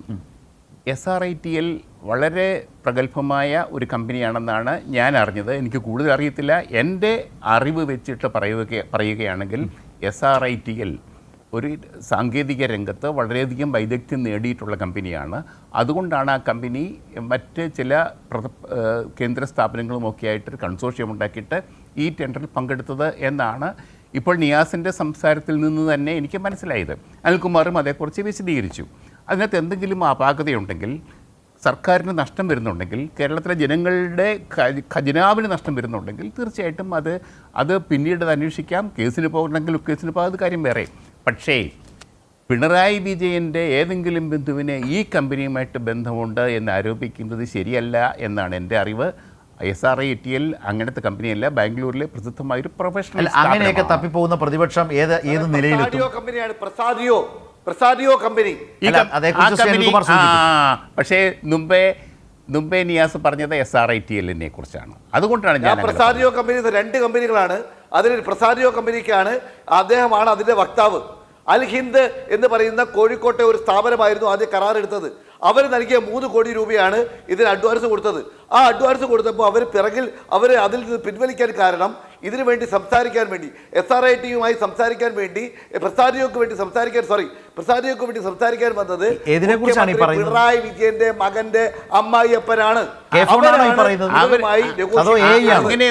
കൃത്യമായി എഴുതി കൊടുത്തിട്ടുണ്ട്. അങ്ങേക്ക് അറിയില്ലെങ്കിൽ അതിന്റെ എഴുതി കൊടുത്തിയ രേഖ അങ്ങയുടെ മൊബൈലിലേക്ക് ഞാൻ ഇപ്പോൾ അയച്ചു. ശരത്തെ, എൻ്റെ അറിവ് അങ്ങനെ പ്രസാദിയോ എന്ന കമ്പനി ഈ കരാറിലില്ല എന്നാണ് എൻ്റെ അറിവ്. ഉണ്ടെങ്കിൽ അദ്ദേഹം പറയട്ടെ. ഈ K-Phone കരാറിൽ ഈ പറയപ്പെടുന്ന the so called Prasadio company അതിനകത്ത് കക്ഷിയല്ല. അതിനകത്ത് കരാറിൽ പ്രതിപക്ഷ നേതാവിന്റെ ഹർജിയിലും SRITയെ കുറിച്ചാണ് പറയുന്നത്. SRITL എന്നല്ലേ കമ്പനിയുടെ പേര്? അത് തന്നെ. അത് കാരണം ഒരു കാര്യം കൂടി, കേന്ദ്ര പൊതുമേഖലാ സ്ഥാപനങ്ങളുടെ കൺസോർഷ്യമാണ്. അതിൽ ലോവസ്റ്റ് ടെൻഡറിൽപ്പെട്ടവർക്കാണ് അത് കൊടുത്തിട്ടുള്ളത്. 7 വർഷത്തെ AMC ആണ്. അതിന്റെ കണക്ക് കൂടി കൂട്ടിയിട്ടാണ് ആ തുകയാകെ വരുന്നത്. മാത്രമല്ല കോടതിയിൽ ഇത് ചെല്ലുമ്പോൾ കോടതി ഏതെങ്കിലും തരത്തിൽ മെറിറ്റിൽ പ്രാഥമികമായി കണ്ട് ആ ഹർജി സ്വീകരിക്കാനോ ഫയലിൽ സ്വീകരിക്കാനോ, സർക്കാരിന് അഴിമതി ആരോപിക്കുമ്പോൾ ആർക്കെതിരെയാണ്? സർക്കാരിനെതിരെയാണ് പ്രതിപക്ഷ നേതാവ് അഴിമതി ആരോപിക്കുന്നത്. ആ സർക്കാരിനെതിരെ നോട്ടീസ് അയക്കാൻ പോലും കോടതി തയ്യാറാകുന്നില്ല എന്ന നിലയിലേക്ക് ഹർജി നിൽക്കുമ്പോൾ ഒരിക്കലും ആ കോടതി നടപടികളുടെ പശ്ചാത്തലത്തിൽ നിന്നുകൊണ്ട് പ്രതിപക്ഷത്തിന് അതിനകത്ത് എന്തെങ്കിലും ഒരു ക്ലെയിം എടുക്കാനേ കഴിയാത്ത അവസ്ഥ വന്നു ചേരുന്നു എന്നുള്ളതാണ് ഇപ്പോഴത്തെ പ്രശ്നം. അതിൻ്റെ വലിയ തിരിച്ചടി പ്രതിപക്ഷ നേതാവ് അനുഭവിക്കുകയും ചെയ്യുന്നു. അതുകൊണ്ട് തന്നെ അദ്ദേഹത്തിന് അത് പരിഹാസ്യനായി എന്ന് സ്വയം പറയേണ്ടിയും വരുന്നു കോടതിയിൽ, അല്ലെങ്കിൽ കോടതി പരിഹസിച്ചു എന്ന് അദ്ദേഹത്തിന് പറയേണ്ടതായും വരുന്നു. നമുക്ക് ഈ ചർച്ചയുടെ അവസാന മിനിറ്റുകളിലേക്ക് വരാം. ഒറ്റ ചോദ്യം 3 പേരിലേക്കും അതിവേഗം. ശ്രീ PM നിയാസ്, ഈ നിലയിൽ മുന്നോട്ട് പോയാൽ നേതാവും പ്രതിപക്ഷവും ഏതവസ്ഥയിൽ എത്തിച്ചേരും? നോക്കൂ, അതിൽ യാതൊരു സംശയം വേണ്ട. വരാനിരിക്കുന്ന നാളുകൾ നമുക്ക് കാണാം. അനിൽകുമാർ എത്ര ആഹ്ലാദിച്ച് കാര്യമില്ല. ഇപ്പോൾ ചാണ്ടി ഉമ്മൻ്റെ വീട്ടിൽ നിങ്ങളുടെ ഈ വീടിൻ്റെ ഐശ്വര്യം എന്ന് നിങ്ങളെക്കുറിച്ചാണ്, അനിൽകുമാറിനെ കുറിച്ച് വെച്ചു എന്നാണ് ആളുകൾ പറഞ്ഞു കേൾക്കുന്നത്.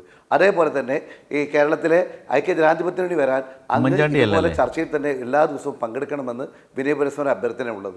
പിന്നെ ലോകായുക്തയുടെ വിധി നിയമസഭയിൽ ഭൂരിപക്ഷം തീരുമാനിക്കുമെന്ന് പറഞ്ഞത് തന്നെയാണ് ഞാൻ പറഞ്ഞ ഗളച്ഛേദം.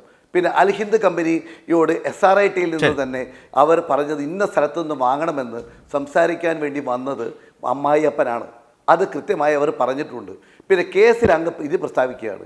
പിന്നെ അഴിമതി ഒന്നും ഇല്ലല്ലോ എന്ന് കൈരളി പറയണ്ട. അതെങ്കിലും കോടതിക്ക് വിട്ടുകൊടുക്കുക. ഇതിൽ അഴിമതി ഒന്നും ഇല്ല എന്ന് അനിൽകുമാർ ആഹ്ലാദിക്കുകയും വേണ്ട. അപ്പോൾ ഒന്നും തെളിയിക്കാനില്ല എന്നാണ് കൈരളി ആശ്വസിക്കുന്നത്. നിങ്ങൾ എന്തിനാ പേടിക്കുന്നത്? ഞങ്ങളൊരു കോടതിയിൽ കേസ് കൊടുത്തു. ആ കേസ് വാഗ്വാദത്തിന് വെച്ചിരിക്കുന്നു. ആ വാഗ്വാദത്തിന് വരട്ടെ, തീരുമാനം വരട്ടെ. പ്രസാദി ഉണ്ടോ, ഇന്നലെ പൊളിഞ്ഞു പാളിഷായ കൂട്ടരാണോ ഞങ്ങളെ പഠിപ്പിക്കാൻ മുഖ്യമന്ത്രി ഉണ്ടോ, എല്ലാം തീരുമാനിച്ചു പറയാനുള്ളത്. കൈരളിന്ന് കോട്ട് ചെയ്തുകൊണ്ടാണ് ഇന്നലെ കോടതിയിൽ പൊളിഞ്ഞു പാളിഷായ കൂട്ടരാണോ ഞങ്ങളെ പഠിപ്പിക്കാൻ വരുന്നത്. നിയാസ് കേൾക്കട്ടെ, അല്ല കേക്ക്, നിങ്ങൾ അത് വേറൊരു ദിവസമാകാം. ഇന്നലെയും ഇന്നുമായിട്ട് അതിനുള്ള ഇതിൽ അഴിമതി ഇല്ലല്ലോ എന്ന് ശരത്ത് പറയാൻ ശരത്ത് കോടതിയിൽ ജഡ്ജായിട്ടില്ല. അത് കോടതി പറയട്ടെ ശരത്തെ, അത് പറഞ്ഞതിന് ശേഷം പറഞ്ഞാൽ മതി. അഴിമതി പറഞ്ഞുപോയ പ്രതിപക്ഷ നേതാവ് ഇന്നലെ കോടതിയെ ബോധ്യപ്പെടുത്തി അതിന് ആനുപാതികമായ നേട്ടം നേടിയെടുക്കാൻ കഴിഞ്ഞില്ല എന്ന് മാത്രമല്ല ഹർജി തിരുത്തേണ്ടതായി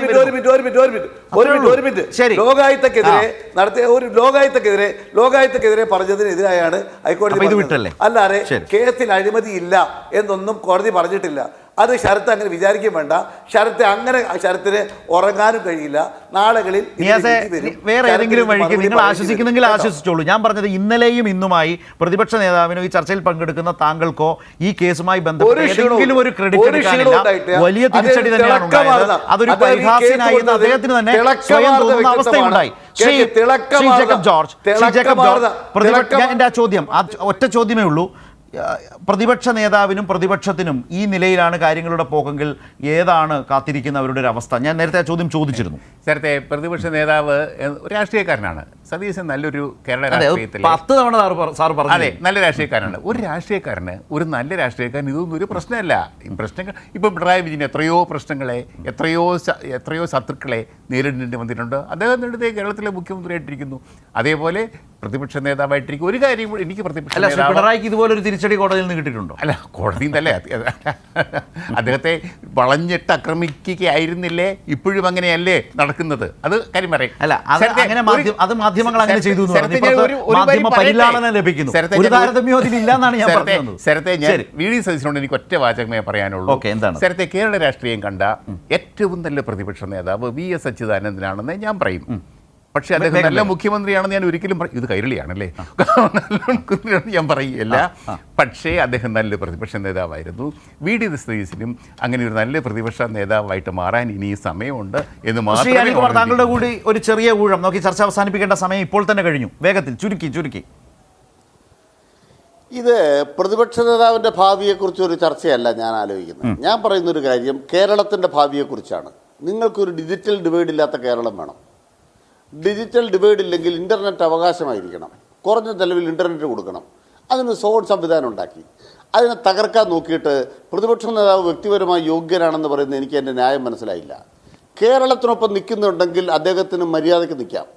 അദ്ദേഹം കേരളത്തിനൊപ്പമല്ല. മാത്രമല്ല, നവകേരളം എന്ന് പറയുന്ന പുതിയ കേരളം, ഇവിടെ വളർന്നു വരുന്ന പുതിയ ചെറുപ്പക്കാർ, അവരെ നയിക്കാൻ ഈ പ്രതിപക്ഷ നേതാവ് യോഗ്യനല്ല. അത് അദ്ദേഹം സ്വയം തെളിയിച്ചു കഴിഞ്ഞു. അതുകൊണ്ട് ഇദ്ദേഹം ഒരു 20 കൊല്ലോ 30 കൊല്ലോ മുമ്പുള്ള പഴയ കോൺഗ്രസിന്റെ നേതാവായി ഇരിക്കാൻ മാത്രം യോഗ്യതയുള്ള ഒരാളാണ്. പുതിയ കേരളം സതീശനോട് പറയുന്നത് വഴിമാറാനാണ്. ആ ശബ്ദമാണ് നമ്മൾ കേട്ടത്. ഇന്നലെ ഹൈക്കോടതിയിലുണ്ടായ നിരീക്ഷണങ്ങളും ഇടക്കാല ഉത്തരവിൻ്റെയും പശ്ചാത്തലത്തിലാണ് ഈ ചർച്ചയിലേക്ക് ഇന്ന് പോയത്. ആ ചർച്ചയിൽ ഉയർന്നൊരു പ്രധാന ചോദ്യം, ഈ ചർച്ചയിൽ പല ഘട്ടത്തിലും വന്നതുപോലെ തന്നെ കേരളത്തിൻ്റെ വികസനത്തെ തടയുകയെന്ന മനോനിലയിലാണോ പ്രതിപക്ഷ നേതാവ് ഉള്ളത് എന്നത് തന്നെയാണ്. അതുമായി ബന്ധപ്പെട്ട നിരവധി നിരീക്ഷണങ്ങളാണ് വ്യത്യസ്ത കോണുകളിൽ നിന്നും നമ്മൾ ഈ ചർച്ചയിൽ കേട്ടത്. നന്ദി 3 പേർക്കും സഹകരിച്ചതിന്.